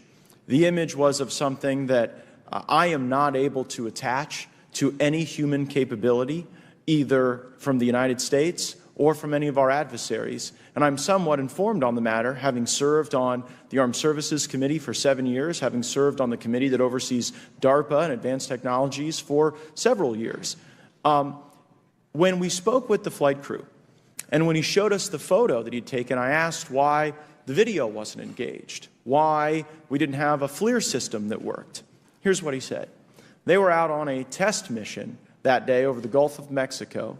And when you're on a test mission, you're supposed to have clear airspace. Not supposed to be anything that shows up.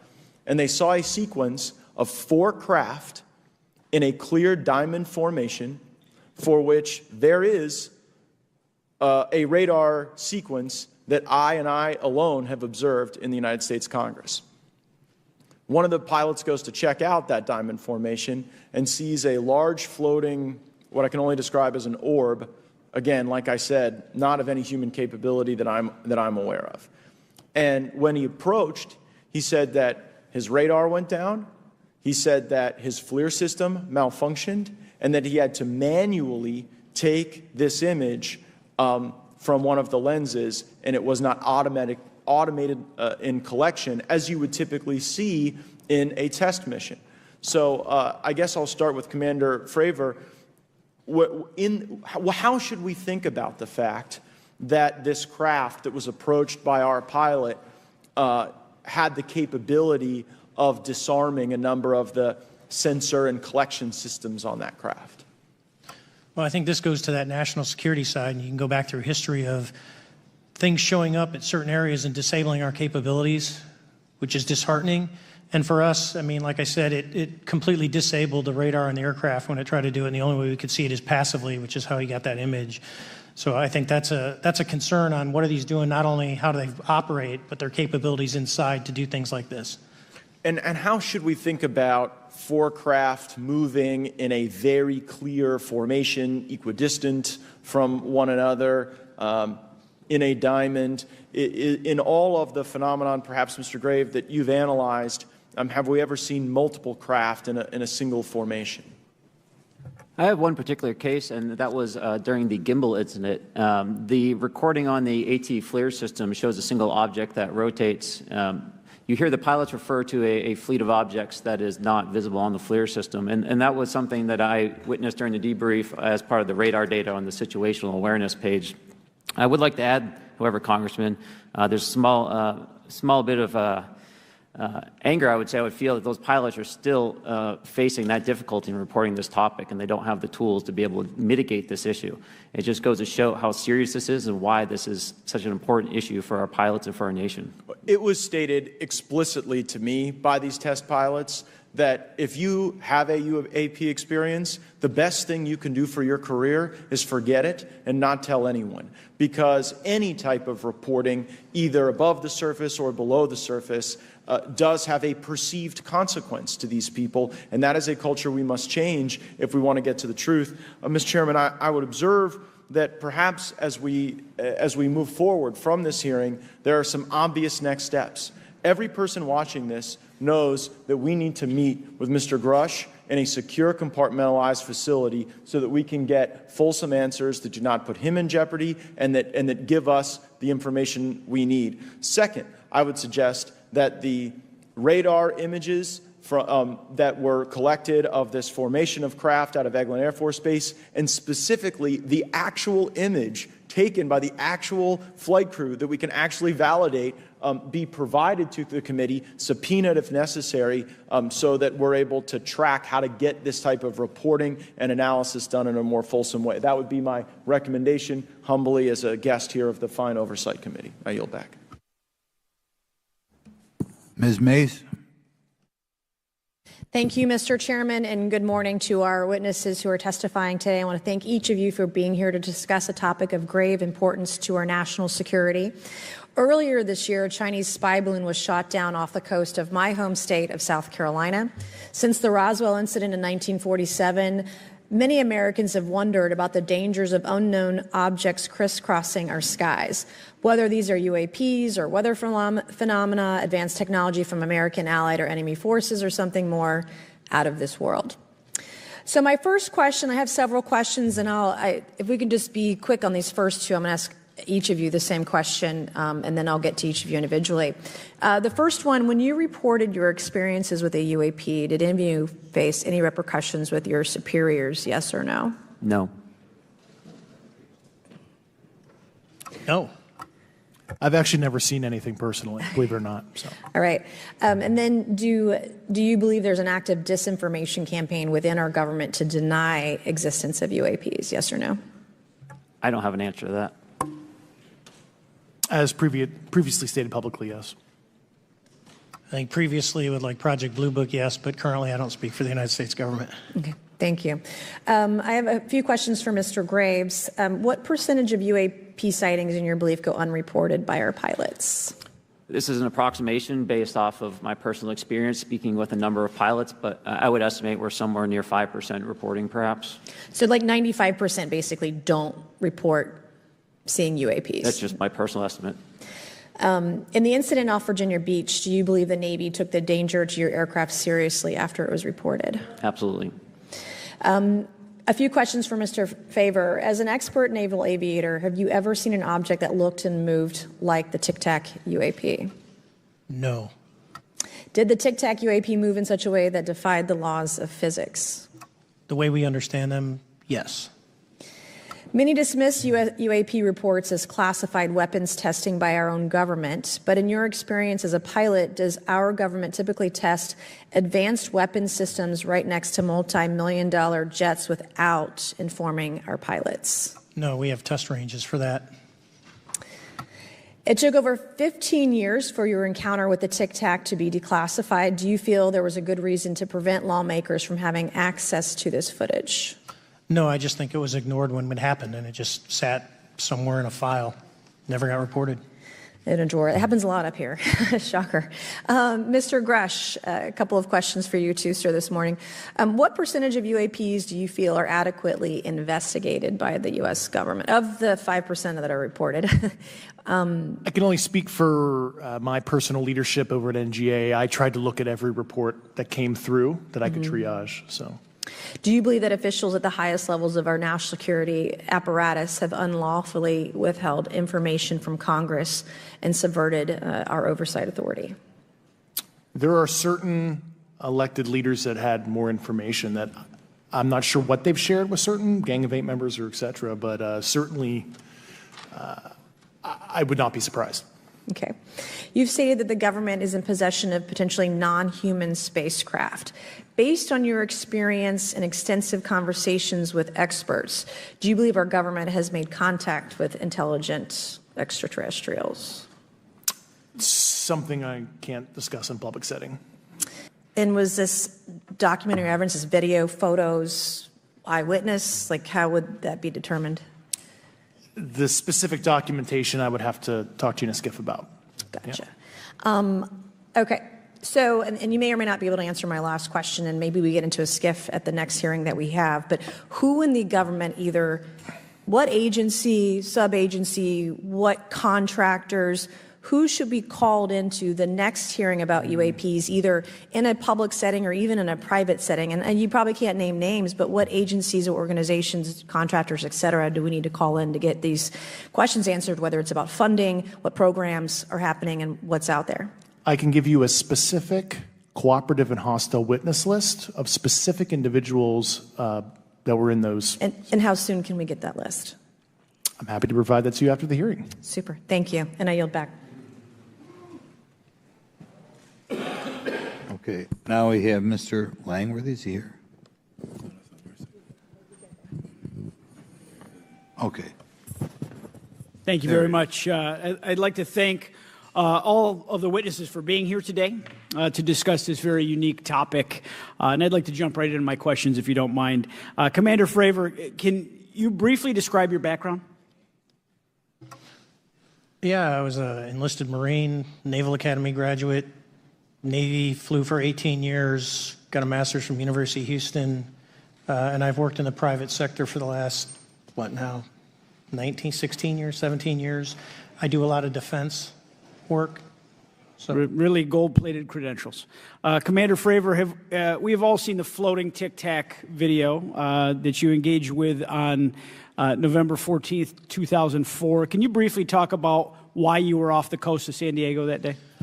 Yeah, we were at a workup with all the battle groups, so we integrate the ships with the carrier, the air wing with the carrier, and we start working. So we were doing an air-to-air defense to hone not only our skills, but those of the USS Princeton when they had been tracking them for 2 weeks. The problem was that there was never manned aircraft airborne when they were tracking them, and this was the first day, and unfortunately, we were the ones airborne and went and saw it.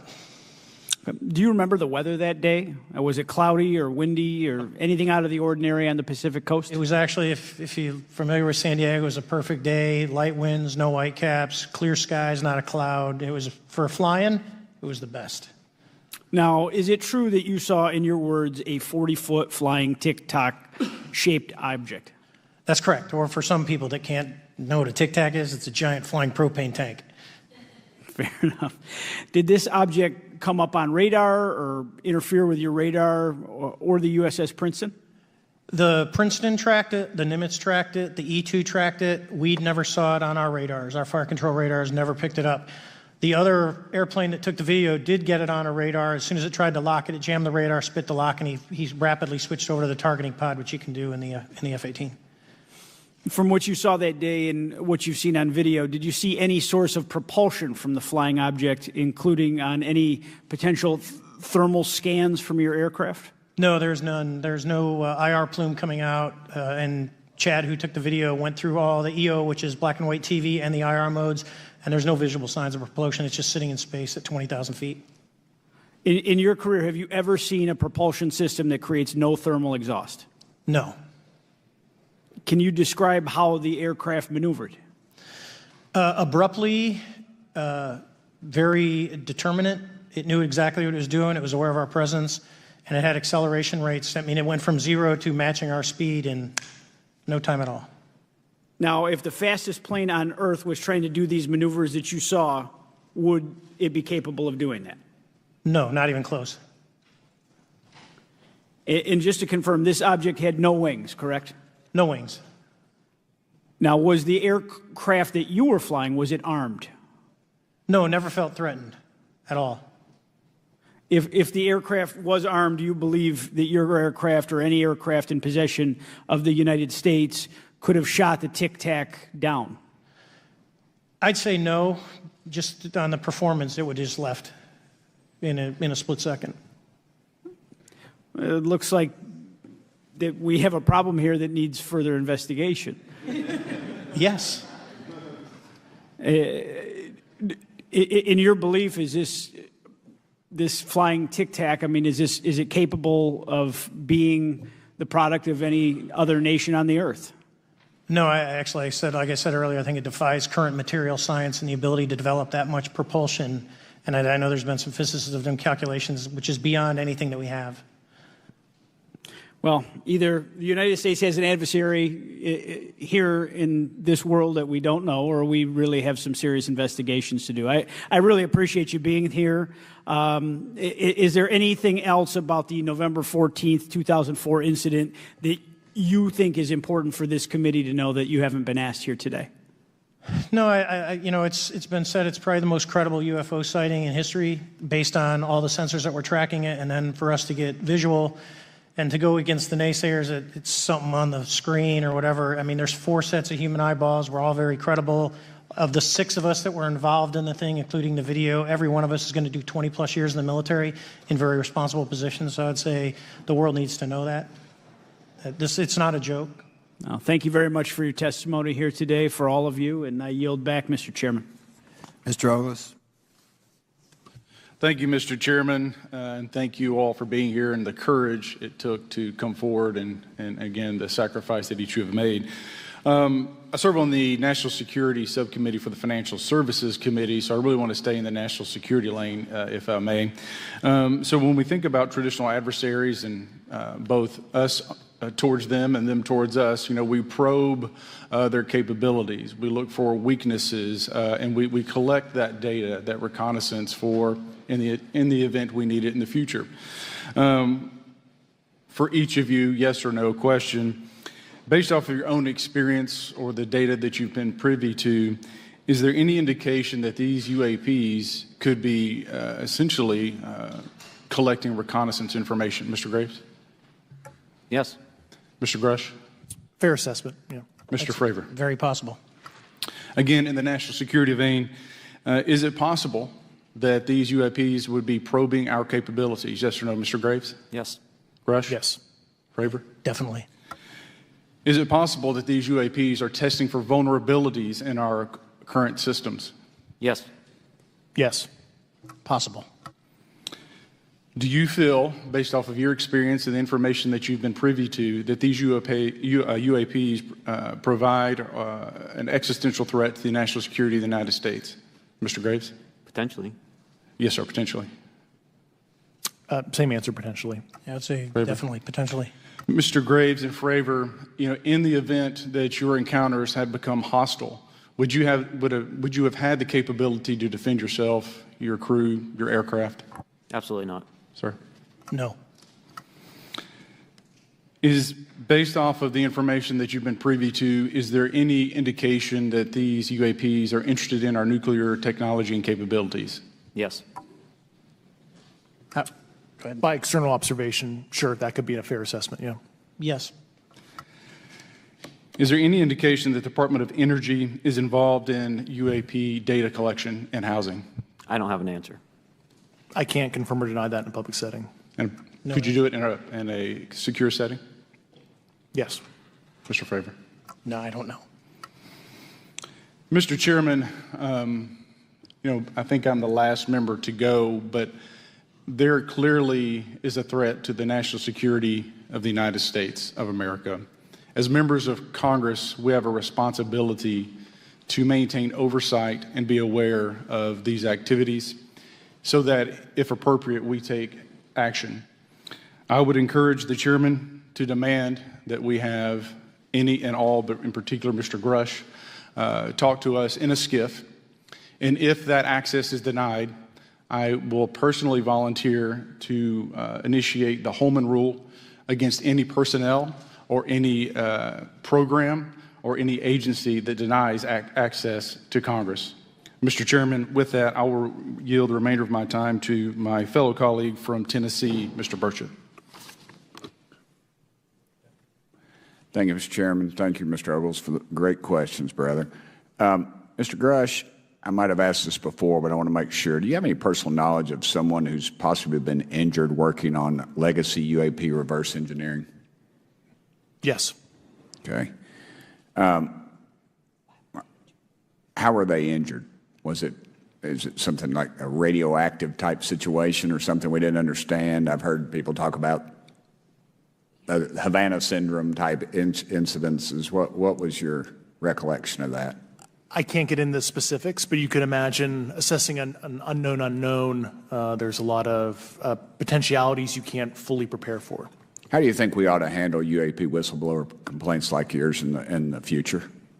Yeah, there was some issue with mine. So, PPD 19 process, it goes to the Intel committees, either through PPD 19 or ICD 120. There's not a good way for the Intelligence Community Inspector General to provide that to other committees. And I asked my information to be sent to the House and Senate Armed Services Committee because there are Title X equities at play, but there was no smooth process to do so. Yeah. It's a trash can. Are you aware of any individuals that are participating in reverse engineering programs for non-terrestrial craft? Personally, yes. Do you know any that would be willing to testify if there were protections for them? Certainly closed door and assurances that breaking their NDA, they're not going to get administratively punished for so. Yeah. I yield, Mr. Chairman. Thank you. We're going to do something a little bit out of the ordinary here. We're going to give 3 people a chance at an additional 3 minutes. So Mr. Burchett, do you want to keep going? Why don't you come back to me, Mr. Chairman? Ms. Luna, if is she on that list? I'm on the special list. Sure. Chairman, I'd like to submit for the record an article by News Nation, and it follows Mr. Grush's full interview for the record. Without objection. Thank you. Mr. Grush, why is it that you refer to the phenomenon as non-human intelligence? Why deviate from the basis of extraterrestrial life? I think the phenomenon is very complex, and I like to leave an open mind analytically to specific origin. When you say specific origin, are you referring, can you elaborate on that for those that might not? If it's a traditional extraterrestrial origin or something else that we don't quite understand from either a biological or astrophysics perspective, I just like to keep an open mind on what it could be, Okay, and referring to your News Nation interview, you had referenced specific treaties between governments. Article 3 of the Nuclear Arms Treaty with Russia identifies UAPs. It specifically mentions them. To your knowledge, are there safety measures in place with foreign governments or other superpowers to avoid an escalatory situation in the event that a UAP malevolent event occurs? You're referring to actual public treaty in the UN Register. It's funny you mentioned that. The Agreement on Measures to Reduce the Risk of Outbreak of Nuclear War, signed in 1971. Unclassified treaty, publicly available. And if you cite the George Washington University National Security Archives, you will find the declassified in 2013 specific provisions in the specific red line flash message traffic with the specific codes pursuant to Article 3 and Article, also Situation 2, which is in the previously classified NSA archive. What I would recommend, and I tried to get access, but I got a wall of silence at the White House, was those specific incidents when those message traffic was used. I think some scholarship on that would open the door to a further investigation using those publicly available information. Thank you. And then my last question with 51 seconds remaining. You mentioned white-collar crimes potentially being taking place in regards to a cover-up. Can you please elaborate? I have concerns based on the interviews I conducted under my official duties of potential violations of the Federal Acquisition Regulations, the FAR. Thank you very much, Chairman. I yield the remainder of my time. Okay, we'll go to Mr. Raskin for 3 minutes. Thanks, Mr. Chair, and I thank the witnesses for their endurance and service today. Mr. Fravor, you've described your episode in detail now, and you call it the most credible UFO sighting in history. But I wonder, was this the first time that you encountered a UFO or a UAP in 2004? Yes. And what was your general attitude or perspective on the UFO discussion before that happened? I never felt that we were alone with all the planets out there, but I wasn't a UFO person. I wasn't watching History Channel and MUFON and all that. And have you had experiences or encounters since that happened? No. And so have you formed any general conclusions about what you think you experienced then? Yes. I think what we experienced was, like I said, well beyond the material science and the capabilities that we had at the time, that we have currently, or that we're going to have in the next 10 to 20 years. Very good. Mr. Grush, you've been able to answer in great detail on certain questions, and then other things you say you're not able to respond to. Can you just explain where you're drawing the line and what's the basis for that? Yeah, based on my DOPSR security review and what they've determined that is unclassified. I see. So you're answering any questions that just call upon your knowledge of unclassified questions, but anything that relates to classified matters you're not commenting on in this context. In an open session, but happy to participate in a closed session at the right level, yeah. Okay. And Mr. Graves, you've said that there are dozens of fellow pilots, military pilots. Are there also commercial pilots who've encountered the same kind of sightings that you described before? They are similar. Commercial pilots have less range and less sensors to be able to reach out and look for objects over wide swaths of airspace. And so pilots are seeing them, commercial pilots are seeing them, and they're typically closer, and the range of what they're seeing is pretty large.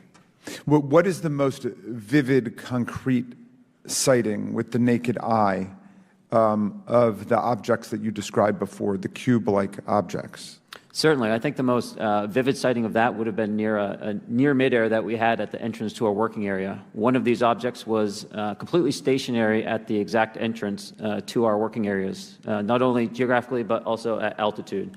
So it was right where all the jets are going, essentially, on the eastern seaboard. The two aircraft flew within about 50 feet of the object, and that was a very close visual sighting. And you were in one of the aircraft? I was not. I was there when the pilot landed. He canceled the mission after, and I was there. He was in the ready room with all his gear on, with his mouth open, and I asked him what the problem was, and he said he almost hit one of those darn things. He said he was 50 feet away from it? Yes, sir. And his description of the object was consistent with the description you gave us before? A dark gray or a black cube inside of a clear sphere. Inside of a clear sphere? Yes. And with no self-evident propulsion system? No wings, no IR energy coming off of the vehicle, nothing tethering it to the ground, and that was primarily what we were experiencing out there. I'm over time. Thank you very much for your service, and I yield back to you, Mr. Chairman. Very good. Mr. Burchett. Thank you, Mr. Chairman. This is for all three of y'all, starting with Mr. Graves. Why did you come forward on this issue? I came forward because I felt that my colleagues did not have a way to mitigate this safety threat, and I wanted to help them. I was trained as an aviation safety officer by the Navy, and it just felt right. I felt like I had to help the folks that were still flying and dealing with this. Mr. Grush. Purely a sense of duty. I first swore an oath when I was a cadet 18 years ago, and I still uphold that even out of the uniform. Commander. I was pestered by a friend, and I asked why, and he said, "You're the one person that they can't discredit, and you'll add credibility to the New York Times article." And so after about 6 times, I said, "Okay." Honest. Yeah.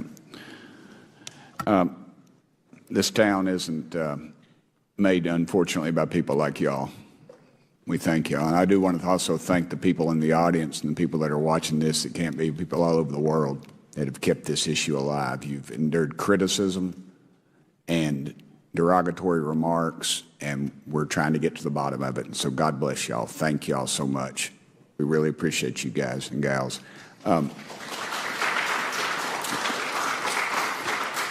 That's why we need term limits. Y'all keep clapping, us politicians just keep talking. So let me ask y'all, how can the public contribute to UAP reporting, and what avenues you think are available to the public to report these sightings?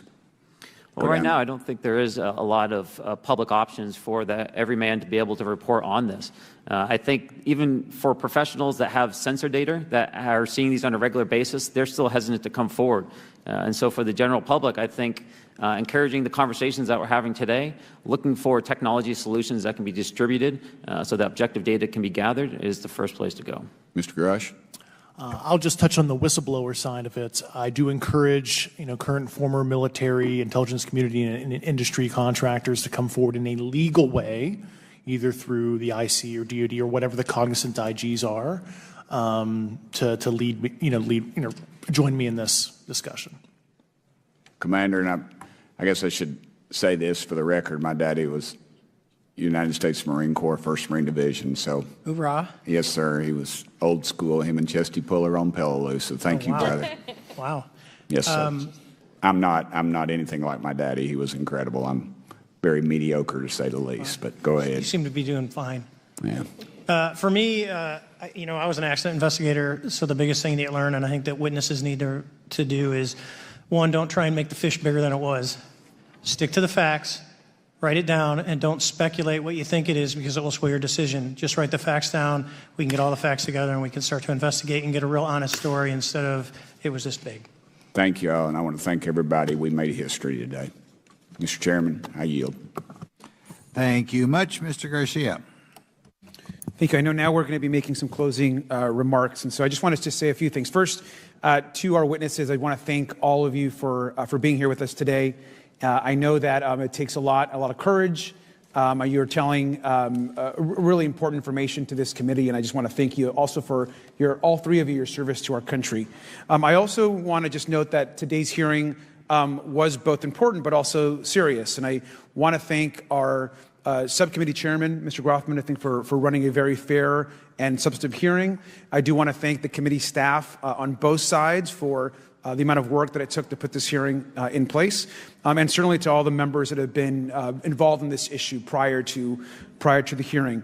I also want to note for our witnesses and for the public that I'm a freshman member of Congress, and I've only been here for 7 months, but this is by far the most bipartisan conversation and discussion that I have seen happen in the Congress. And I think that a topic of this significance as it relates to our national security, as it relates to information that we're trying to gather for the American public, does bring people together, and I think that's been really great to see. I think it's also important to note for the public, today in our hearing, we had on our side also both our full ranking member, which is Mr. Raskin, and our vice ranking member, which is Ms. Ocasio-Cortez, both here at our hearing. I think it shows the importance and seriousness that our side of the aisle is taking to this important hearing, but also to the broader issue as it relates to working with our Republican counterparts on this committee. I want to additionally add that I think it's really important that we have and continue these discussions and these hearings. Clearly, there's a lot of information that we don't know, but it's also very clear that we have to continue our investigation and accountability on asking the right questions and ensuring that they're part of the public record. One thing that was important today is some folks might wonder, why are we asking questions that might already be out there or that have been asked before? It's important that they're asked and put into the public record as it relates to this committee. And so I want to thank you for, answering some questions multiple times. I know not just in maybe meetings you had with some members, but also here in the public. Let me also just add an additional note that it's important also that our friends in the media and those that are not just reporting on this hearing, but that have reported on this topic and that may in the future, the media has an important role in this process. And it's very important that the media engages, does independent investigation, and reports on not just what happened today, but what they see independently as what is happening around UAPs in the broader community. That is also an important public benefit that we have in trying to get the information and the facts as it relates to this.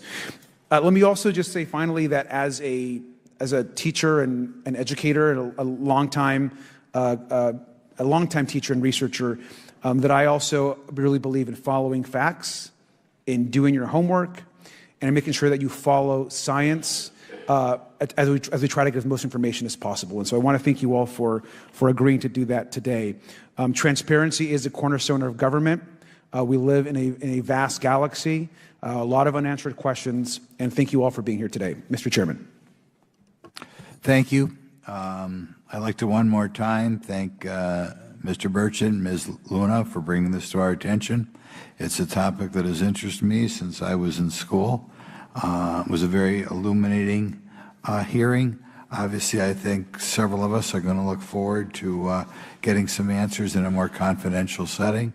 I assume some legislation will come out of this. Sure.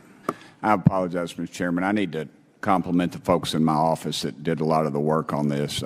Rachel and Noah sitting behind me here. They're very quiet and humble, but if without them, this thing would not have come off like it did, so I apologize. Thank you.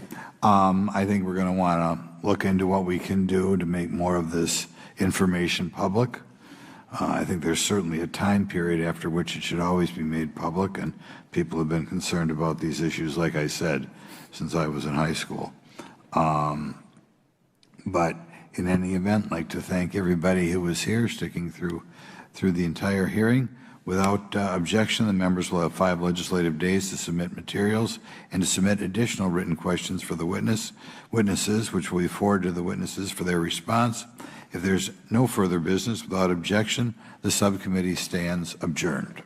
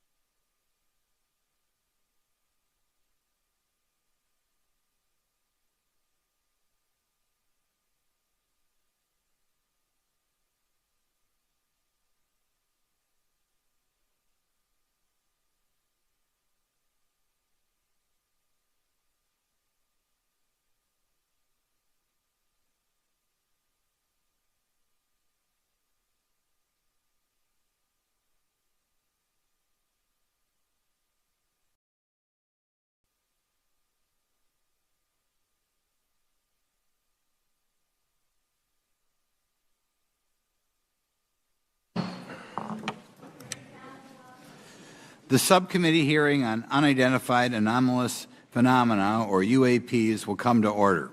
Welcome, everyone. Without objection, the chair may declare a recess at any time. Additionally, without objection, the following members are waived onto the subcommittee for the purpose of participating in today's hearing: Mr. Burchett of Tennessee, Ms. Luna of Florida, Mr. Getz of Florida, Mr. Burleson of Missouri, Mrs. Ocasio-Cortez of New York, and Mr. Ogles of Tennessee. Without objection, so ordered. For today's subcommittee hearing, both the chair and ranking member will have 10 minutes for opening remarks. We may both be giving some of those minutes to other members of our party. I'm now going to recognize myself for 10 minutes. I'm actually going to try to get out of here in about 4, and then we'll give it to some of my friends over here. Good morning and welcome to the most exciting subcommittee in Congress this week, the Subcommittee on National Security, the Border, and Foreign Affairs, for discussion of unidentified anomalous phenomenon. I'd like to thank the brave military pilots and personnel, such as the witnesses on the panel today, for sharing their stories on how they have engaged UAPs, which has brought attention to this matter. Curiosity and speculation from all walks of life have generated interest in studying what UAPs are and what threats they may pose. I will say that when I was younger in school, I read a book, a 1966 book called Flying Saucers, Serious Business, and for a while, when I was a little bit younger, I thought it was the most important issue out there. The lack of transparency regarding UAPs, which was one of the themes of that book,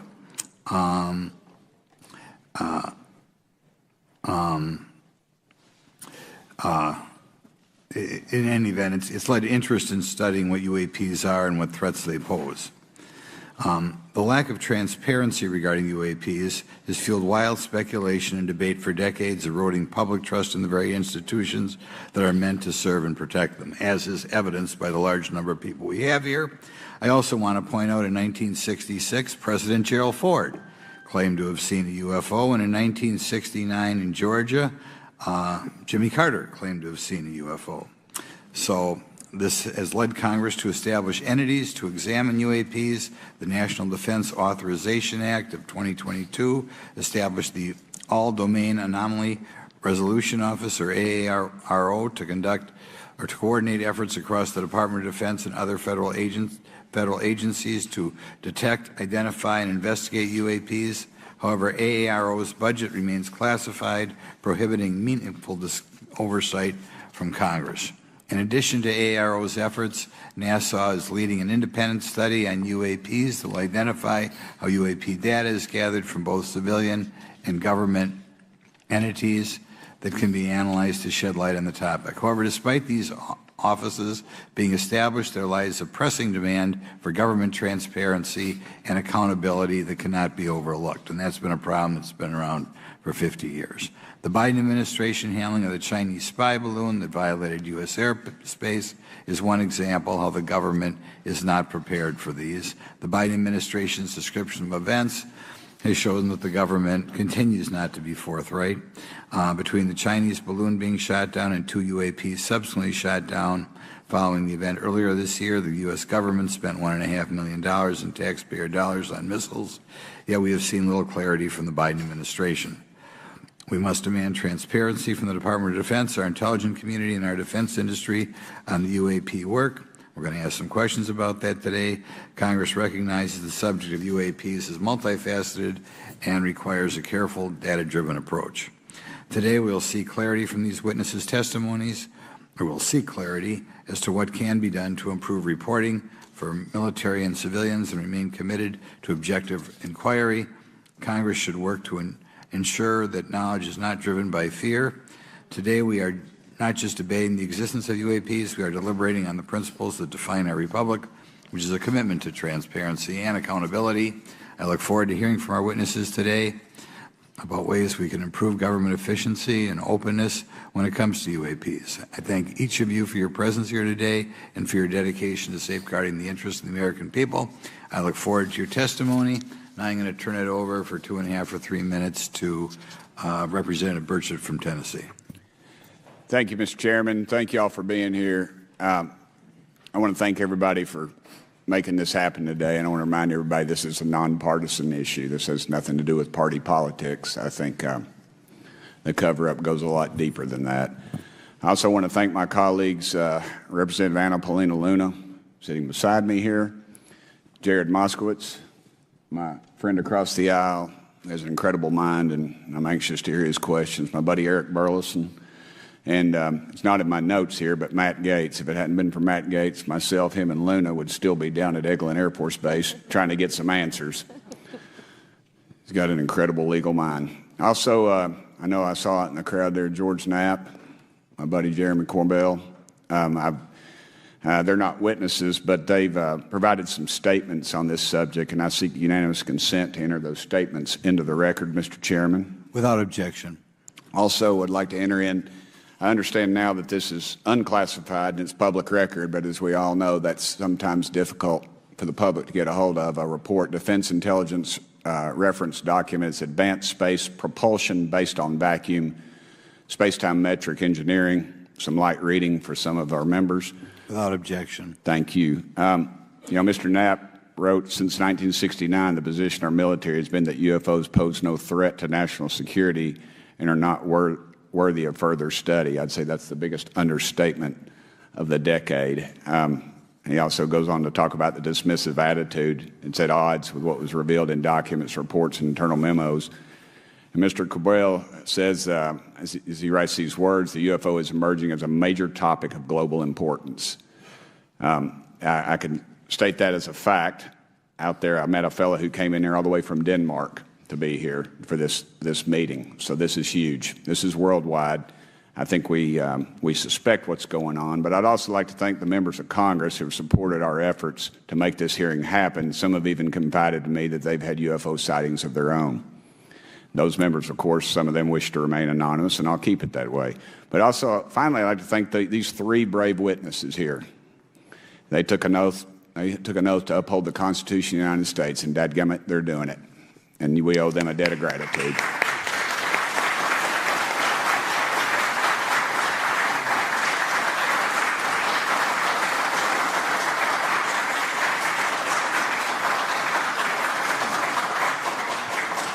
Y'all quit clapping. You're cutting in on my time.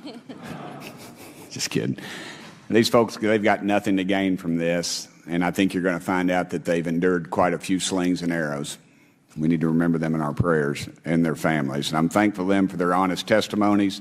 They have done interviews and appeared in documentaries like Accidental Truth to get their stories out there, and now they are all here to testify under oath for Congress. It's been so difficult to get here today. I've said, in the Baptist church, we'd say that the devil's in our way. And the devil has been in our way through this thing. We've run into roadblocks from members, from the intelligence community, the Pentagon. I proposed legislation to go in the FAA reauthorization that just said if an airline pilot has a sighting, that when he makes that report to the FAA, that it would come to Congress. But I was told that the intelligence community did not like that, and the amendment was not even heard in committee. I think it's time for this country to take back our country. We need to tell the folks at the Pentagon they work for us. Dadgummit, we don't work for them. And that's exactly the point. This is an issue of government transparency. We can't trust a government that does not trust its people. We're not bringing little green men or flying saucers into the hearing. Sorry to disappoint about half y'all. We're just going to get to the facts. We're going to uncover the cover-up, and I hope this is just the beginning of many more hearings and more people coming forward about this. And I yield back the remainder of my time. I think, is it to Representative Luna, Mr. Chairman, or is that? Yeah, we'll call Ms. Luna for her statement. The circumstances surrounding UAPs has captivated the attention of the American people for decades, ingrained in even the minds of our nation's leaders from Jimmy Carter to Barack Obama, Hillary Clinton to Donald Trump, Marco Rubio to Chuck Schumer, John Radcliffe to National Security Council officials. Yet from Roswell, New Mexico to the coast of Jacksonville, Florida, the sightings of UAPs have rarely been explained by the people who have firsthand accounts of these situations. This is largely due to the lack of transparency by our own government and the failure of our elected leaders to make good on their promises to release explanations and footage and mountains of overclassified documents that continue to be hidden from the American people. This isn't just how I feel. In fact, the American people largely believe that the government has actively covered up the truth about UAPs. One poll in particular found that 68% of Americans believe that the government is hiding information about UAPs and not being honest about what we know about them. And from my personal experience, I believe the same thing. Another poll found that nearly half Americans believe that the federal government is doing a very bad or somewhat bad job of dealing with reports of UFO sightings. As Representative Burchett just referenced on the FAA bill that just went through, you can tell that that's exactly happening.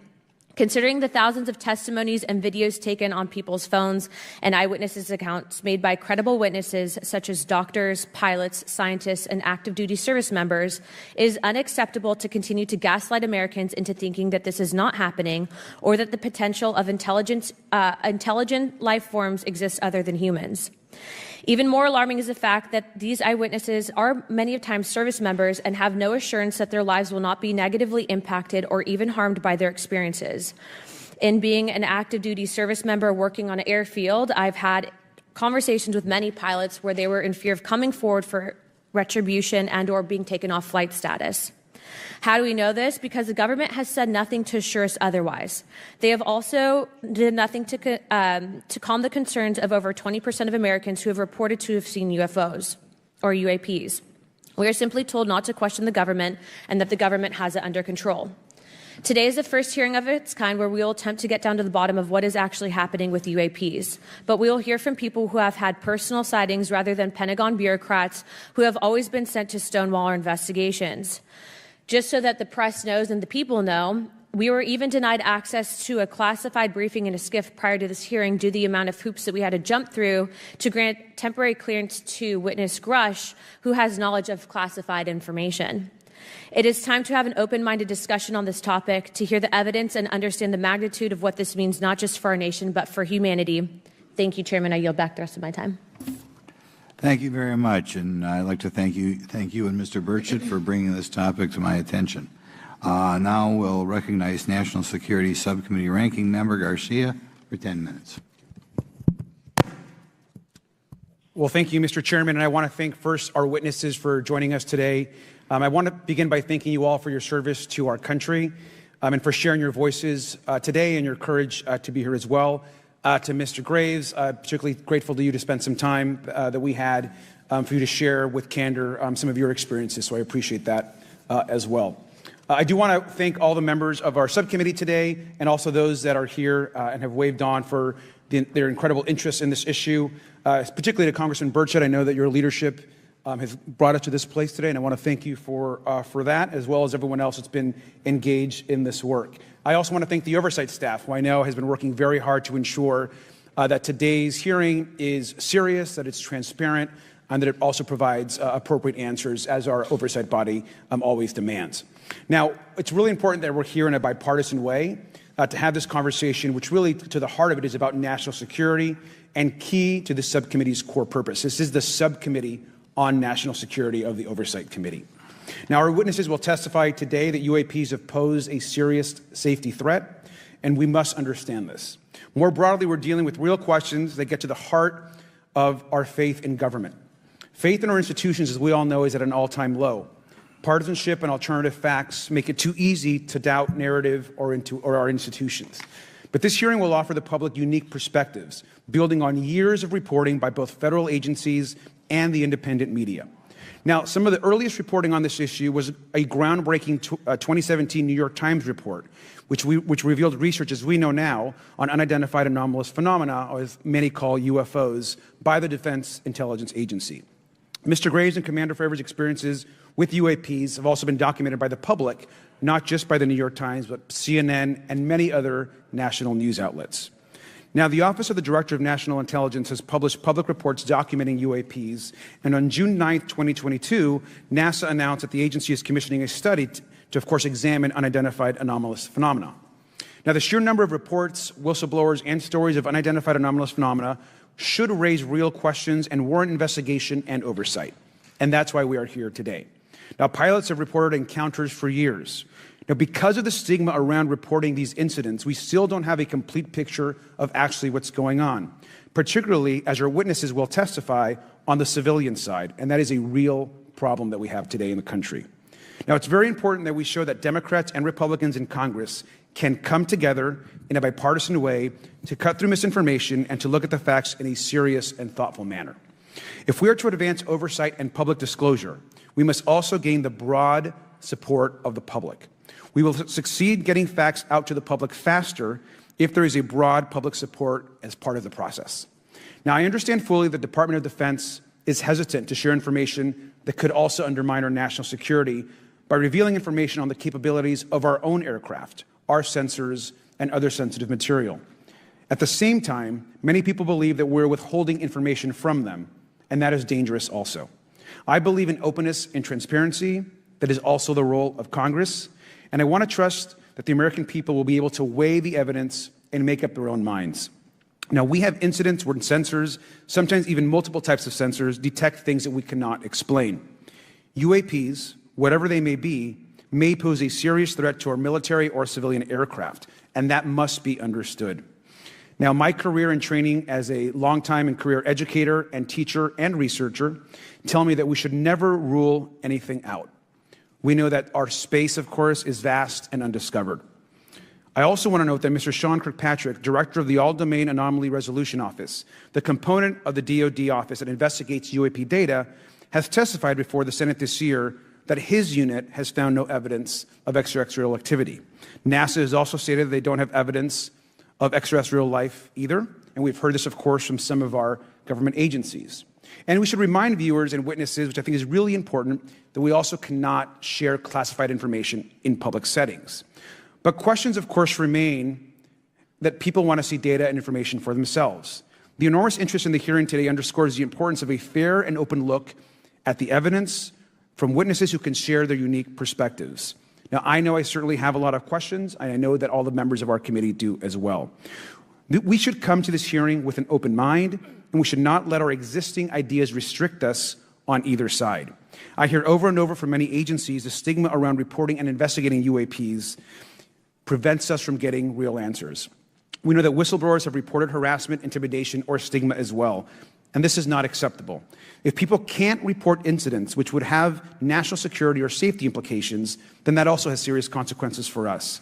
As ranking member of this subcommittee, I know my job would be completely impossible if whistleblowers or others feel intimidated to come before this committee. We can't be afraid of asking questions, and we can't be afraid of the truth. I'm proud to say that this hearing builds upon bipartisan work by members of the House and Senate dating many years back, which has sought to increase awareness within the Department of Defense and to mandate more of Congress of UAPs. We know the Senate is taking up an amendment to their defense authorization bill, which will create a commission with broad declassification authority, and we should all agree that that is an important step. Members of both parties and senior officials in multiple administrations have taken an interest in this issue, and we're proud to carry and build that confidence in the American people. This hearing will also not be the end of this discussion, but a new chapter and start to years and years of work that many folks, both in the public and within government, have been working on. We should encourage more reporting, not less, on UAPs. The more we understand, the safer we will be.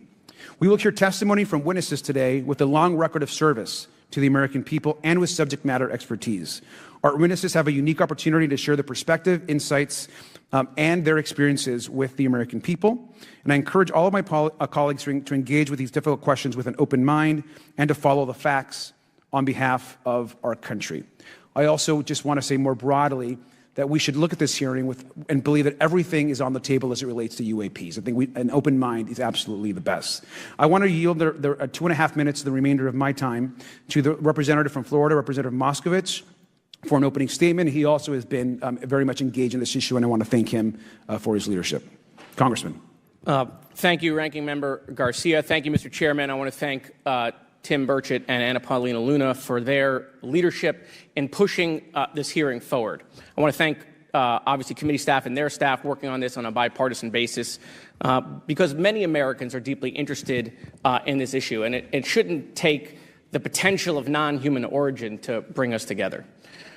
Additionally, I want to thank the witnesses for coming forward to share your perspectives, your thoughts, and the sightings of UAPs. Unlike other hearings many times in Congress, you're not here to help a political party, but you're here to share information with the American people. And it's not something that is just going on in this administration. It's something that's spanned many administrations. For decades, many Americans have been fascinated by objects mysterious and unexplained, and it's long past time that they got some answers. The American public has a right to learn about technologies of unknown origins, non-human intelligence, and unexplainable phenomena. Those are not the words of a UFO Twitter account, though that is a direct quote from Majority Leader Chuck Schumer, that the American public has a right to learn about technologies of unknown origins, non-human intelligence, and unexplainable phenomena. In an interview with Fox News, recent former Director of National Intelligence John Radcliffe confirmed the U.S. government is aware a lot more sightings of UAPs, and that they have not made that information public. I quote, "There are a lot more sightings that have not been made public," Radcliffe said to Fox News. For me, this hearing is about transparency. We unfortunately live in a time in which many people distrust government and our institutions. An overclassification of information away from the American public or even Congress contributes to today's politics. The American people have regular questions. What are UAPs? How come the media doesn't report more on them? Are they foreign adversaries? Are they U.S. technology? Are they something else? They ask themselves, how come when a Russian jet shoots flares at one of our drones, we have perfect pictures and videos to show the American people and the world, but when it comes to UAPs, nothing? Of course, we must always protect our national security to maintain our superiority, like when stealth helicopters were only rumored to exist but were used in the Osama bin Laden raid in 2011. But we can't allow that to be used as a shield to keep the American people completely in the dark from basic truths. The American people deserve to hear more about special access programs. Congress has a right to know if there's any unsanctioned weapons development, satellite imagery that has not been provided to Congress. Congress created the All-Domain Resolution Office in the NDAA of 2022. In its initial analysis, there are 171 uncharacterized UAP reports, and this is the words from the report, that appear to have demonstrated unusual flight characteristics or performance capabilities. I believe more information is known about the 171 instances. It's time for Congress to reinsert ourselves. I call on our military leaders and intelligence officials to release more information to the American people about UAPs. And to our military leaders, if there's nothing to conceal, let Congress go to Wright-Patterson Air Force Base, the Dugway Proving Ground, or even Groom Lake in Nevada. We should have disclosure today. We should have disclosure tomorrow. The time has come. Thank you, Ranking Member. Thank you, Mr. Moskowitz, and I would yield back now to our chairman. Thank you. Right, now I'd like to introduce our witnesses. Our first witness is Lieutenant Ryan Graves. He's the Executive Director of Americans for Safe Aerospace. Lieutenant Graves is also a former U.S. Navy F-18 pilot with his own UAP experience. The next witness, David Grush, is a former senior intelligence officer with the National Geospatial Intelligence Agency and was a senior technical advisor for UAP issues. And finally, retired Navy Commander David Fravor, squadron leader who worked as a naval aviator for 18 years. Mr. Fravor has his own UAP experience known as the TikTok event. I look forward to hearing from all three of you today. Pursuant to Committee Rule 9G, the witnesses will please stand and raise their right hands. Do you solemnly swear or affirm that the testimony you are about to give is the truth, the whole truth, and nothing but the truth, so help you God? Let the record show that all the witnesses answered in the affirmative. You may be seated. We appreciate you all being here today and look forward to your testimony. I'll remind the witnesses that we have read your written statements and they will appear in full in the hearing record. Please try to limit your oral statements to 5 minutes. As a reminder, please press the button on the microphone in front of you so that it's on and the members can hear you. When you begin to speak, the light in front of you will turn green. After 4 minutes, it'll turn yellow, and the red light, when that comes on, it tells you your 5 minutes have expired. I'll now recognize Mr. Graves for 5 minutes for your opening statement. Thank you. Chairman Grothman, Ranking Member Garcia, distinguished members of the House Oversight Subcommittee on National Security, Representatives Burchett and Luna. My name is Ryan Fobbs Graves, and I am a former F-18 pilot with a decade of service in the U.S. Navy, including 2 deployments in Operation Enduring Freedom and Operation Inherent Resolve. I have experienced advanced UAP firsthand, and I'm here to voice the concerns of more than 30 commercial aircrew and military veterans who have confided their similar encounters with me. Today, I would like to highlight 3 critical issues that demand our action. As we convene here, UAP are in our airspace, but they are grossly underreported. These sightings are not rare or isolated, they are routine. Military aircrew and commercial pilots, trained observers whose lives depend on accurate identification, are frequently witnessing these phenomena. The stigma attached to UAP is real and powerful and challenges national security. It silences commercial pilots who fear professional repercussions, discourages witnesses, and is only compounded by recent government claims questioning the credibility of eyewitness testimony. Parts of our government are aware of more about UAP than they let on, but excessive classification practices keep crucial information hidden. Since 2021, all UAP videos are classified as secret or above. This level of secrecy not only impedes our understanding, but fuels speculation and mistrust. In 2014, I was an F-18 Foxtrot pilot in the Navy Fighter Attack Squadron 11, the Red Rippers, and I was stationed at NAS Oceana in Virginia Beach. After upgrades were made to our jet's radar systems, we began detecting unknown objects operating in our airspace.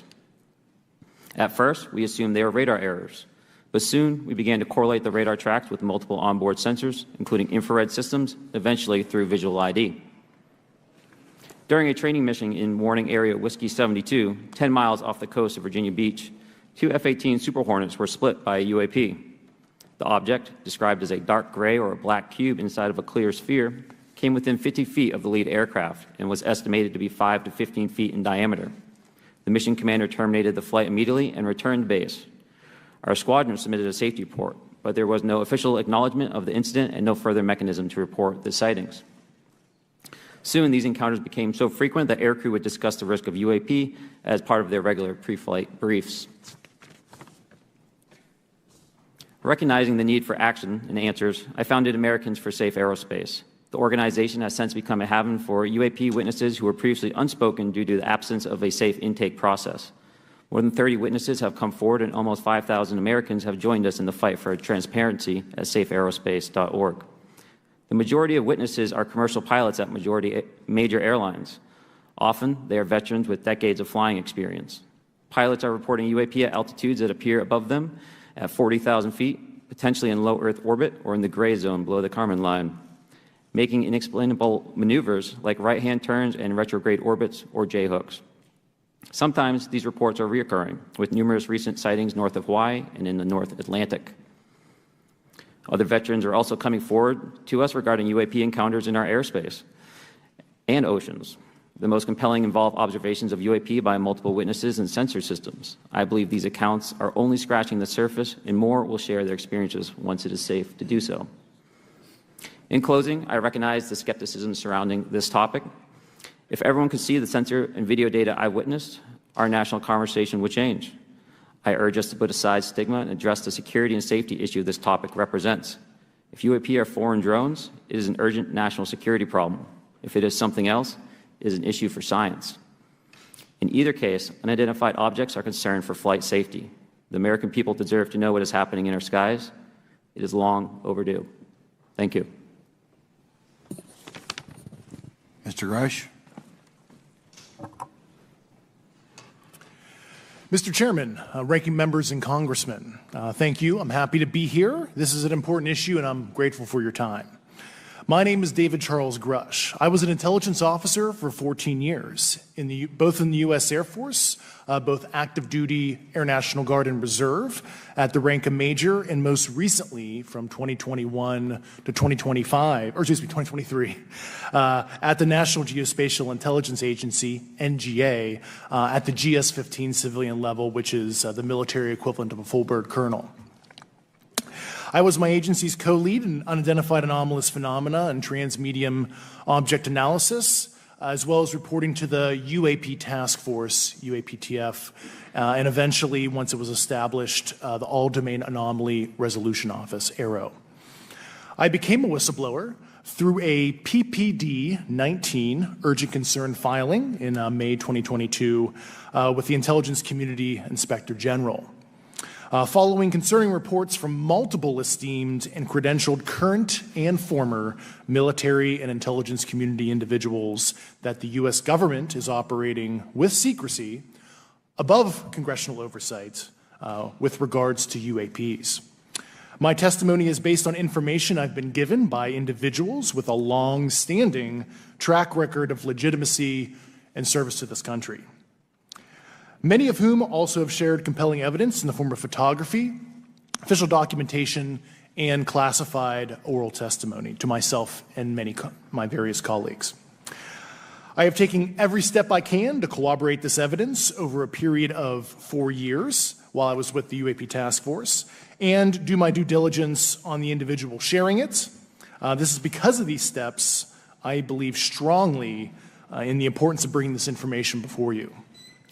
I am driven by a commitment of both to truth and transparency, rooted in our inherent duty to uphold the United States Constitution and protect the American people. I'm asking Congress to hold our government to this standard and thoroughly investigate these claims. But as I stand here under oath now, I am speaking to the facts as I've been told them. In the U.S. Air Force, in my National Reconnaissance Office, NRO, reservist capacity, I was a member of the UAP Task Force from 2019 to 2021.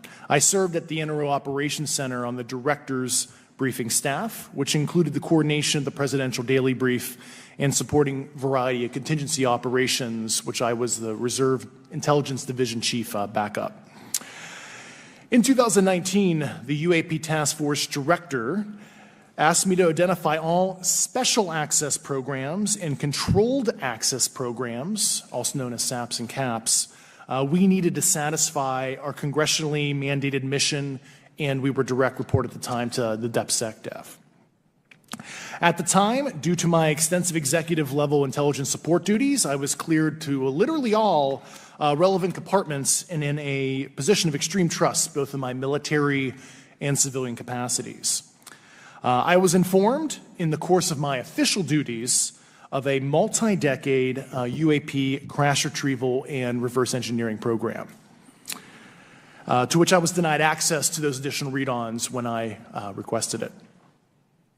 I made the decision, based on the data I collected, to report this information to my superiors and multiple inspectors general, and in effect becoming a whistleblower. As you know, I've suffered retaliation for my decision, but I am hopeful that my actions will ultimately lead to a positive outcome of increased transparency. Thank you, and I'm happy to answer your questions. Thank you. Commander Fravor. Thank you. Thank you, Mr. Chairman, Congressmen, Congresswomen. I want to first thank you for the invitation to speak to the committee on the UAP topic that's been in the news for the past 6 years and seems to be continuing to gain momentum. As you know, my name is David Fravor. I'm a retired commander in the United States Navy. In 2004, I was a commanding officer of Strike Fighter Squadron 41, the world-famous Black Aces. We were attached to Carrier Wing 11, stationed on board the USS Nimitz, and had begun a 2-month workup cycle off the coast of California. On this day, we were scheduled for a 2v2 air-to-air training with the USS Princeton as our control. When we launched off Nimitz, my wingman was joining up. We were told that the training was going to be suspended and we were going to proceed with real-world tasking. As we proceeded to the west, the air controller was counting down the range to an object that we were going to, and we were unaware of what we were going to see when we arrived. The controller had told us that these objects had been observed for over 2 weeks, coming down from over 80,000 feet, rapidly descending to 20,000 feet, hanging out for hours, and then going straight back up. For those who don't realize, above 80,000 feet is space. We arrived at the location at approximately 20,000 feet, and the controller called merge plot, which means that our radar blip was now in the same resolution cell as the contact. As we looked around, we noticed that we saw some whitewater off our right side. It's important to note that the weather on this day was as close to perfect as you could ask for off the coast of San Diego. Clear skies, light winds, calm seas, no whitecaps from waves. So the whitewater stood out in a large blue ocean. All 4 of us, because we were in F-18Fs, so we had pilots and Wizzo in the back seat, looked down and saw a white tic-tac object with a longitudinal axis pointing north-south and moving very abruptly over the water like a ping-pong ball. There were no rotors, no rotor wash, or any sign of visible control surfaces like wings. As we started clockwise towards the object, my Wizzo and I decided to go down and take a closer look with the other aircraft staying in high cover to observe both us and the Tic Tac. We proceeded around the circle about 90 degrees from the start of our descent, and the object suddenly shifted its longitudinal axis, aligned it with my aircraft, and began to climb. We continued down another 270 degrees, nose low, where the Tic Tac, or we considered 270 degrees to where, and we went nose low to where the Tic Tac would have been. Our altitude at this point was about 15,000 feet, and the Tic Tac was about 12,000. As we pulled nose onto the object, within about a half mile of it, it rapidly accelerated in front of us and disappeared. Our wingmen, roughly 8,000 feet above us, lost contact also. We immediately turned back to see where the whitewater was at, and it was gone also. So as we started to turn back towards the east, the controller came up and said, "Sir, you're not going to believe this, but that thing is at your cat point, roughly 60 miles away in less than a minute. You can calculate the speed." We returned to Nimitz. We were taking off our gear. We were talking to one of my crews that was getting ready to launch. We mentioned it to them, and they went out and luckily got the video that you see, that 90-second video. What you don't see is the radar tape that was never released, and we don't know where it's at, of the active jamming that the object put on an APG-73 radar, and I can get into modes later if you're interested.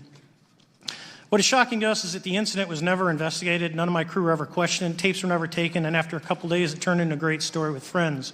It wasn't until 2009 until Jay Stratton had contacted me to investigate. Unbeknownst to all, he was part of the ATIP program in the Pentagon led by Luis Elizondo. And there was an official report that came out that's now on the internet. Years later, I was contacted by the other pilot, Alex Dietrich, and asked if I'd been contacted, and I said no, but I'm willing to talk. I was contacted by Mr. Elizondo, and we talked for a short period of time, and he said we'd be in contact. A few weeks after that, I was made aware that Lou had left the Pentagon in protest and joined forces with Tom DeLonge, Chris Mellon, Steve Justice, and others to form Two Stars Academy, an organization that pressed the issue with leading industry experts and U.S. government officials. They worked with Leslie Kean, who is present today, Ralph Blumenthal, and Helene Cooper to publish the articles in the New York Times 2017 New York Times. And it removed the stigma on the topic of UFOs, which is why we're here today. Those articles open the door for the government and public that cannot be closed. It has led to an interest from our elected officials who are not focused on little green men, but figuring out where these craft are, where are they from, the technology they possess, how do they operate. It also led to the Whistleblower Protection Act and the NDAA. There are multiple witnesses coming forward to say that have firsthand knowledge, and Mr. Grush just covered that. What concerns me is that there's no oversight from our elected officials on anything associated with our government processing or working on craft. Believe it not from this world. This issue is not a full public disclosure that could undermine national security, but it is about ensuring that our system of checks and balances works across all work done in the government using taxpayer funds. Relative to government programs, even unacknowledged WAVE programs have some level of oversight by the appropriate committee members in the House and Senate, and this work that is said to be occurring from whistleblower testimonies should not be exempt. In closing, I would like to say that the Tic Tac object we engaged in 2004 was far superior to anything that we had on time, have today, or are looking to develop in the next 10 years. If we in fact have programs that possess this technology, it needs to have oversight from those people that the citizens of this great country elected in office to represent what is best for the United States and best for the citizens. I thank you for your time. Thank you very much.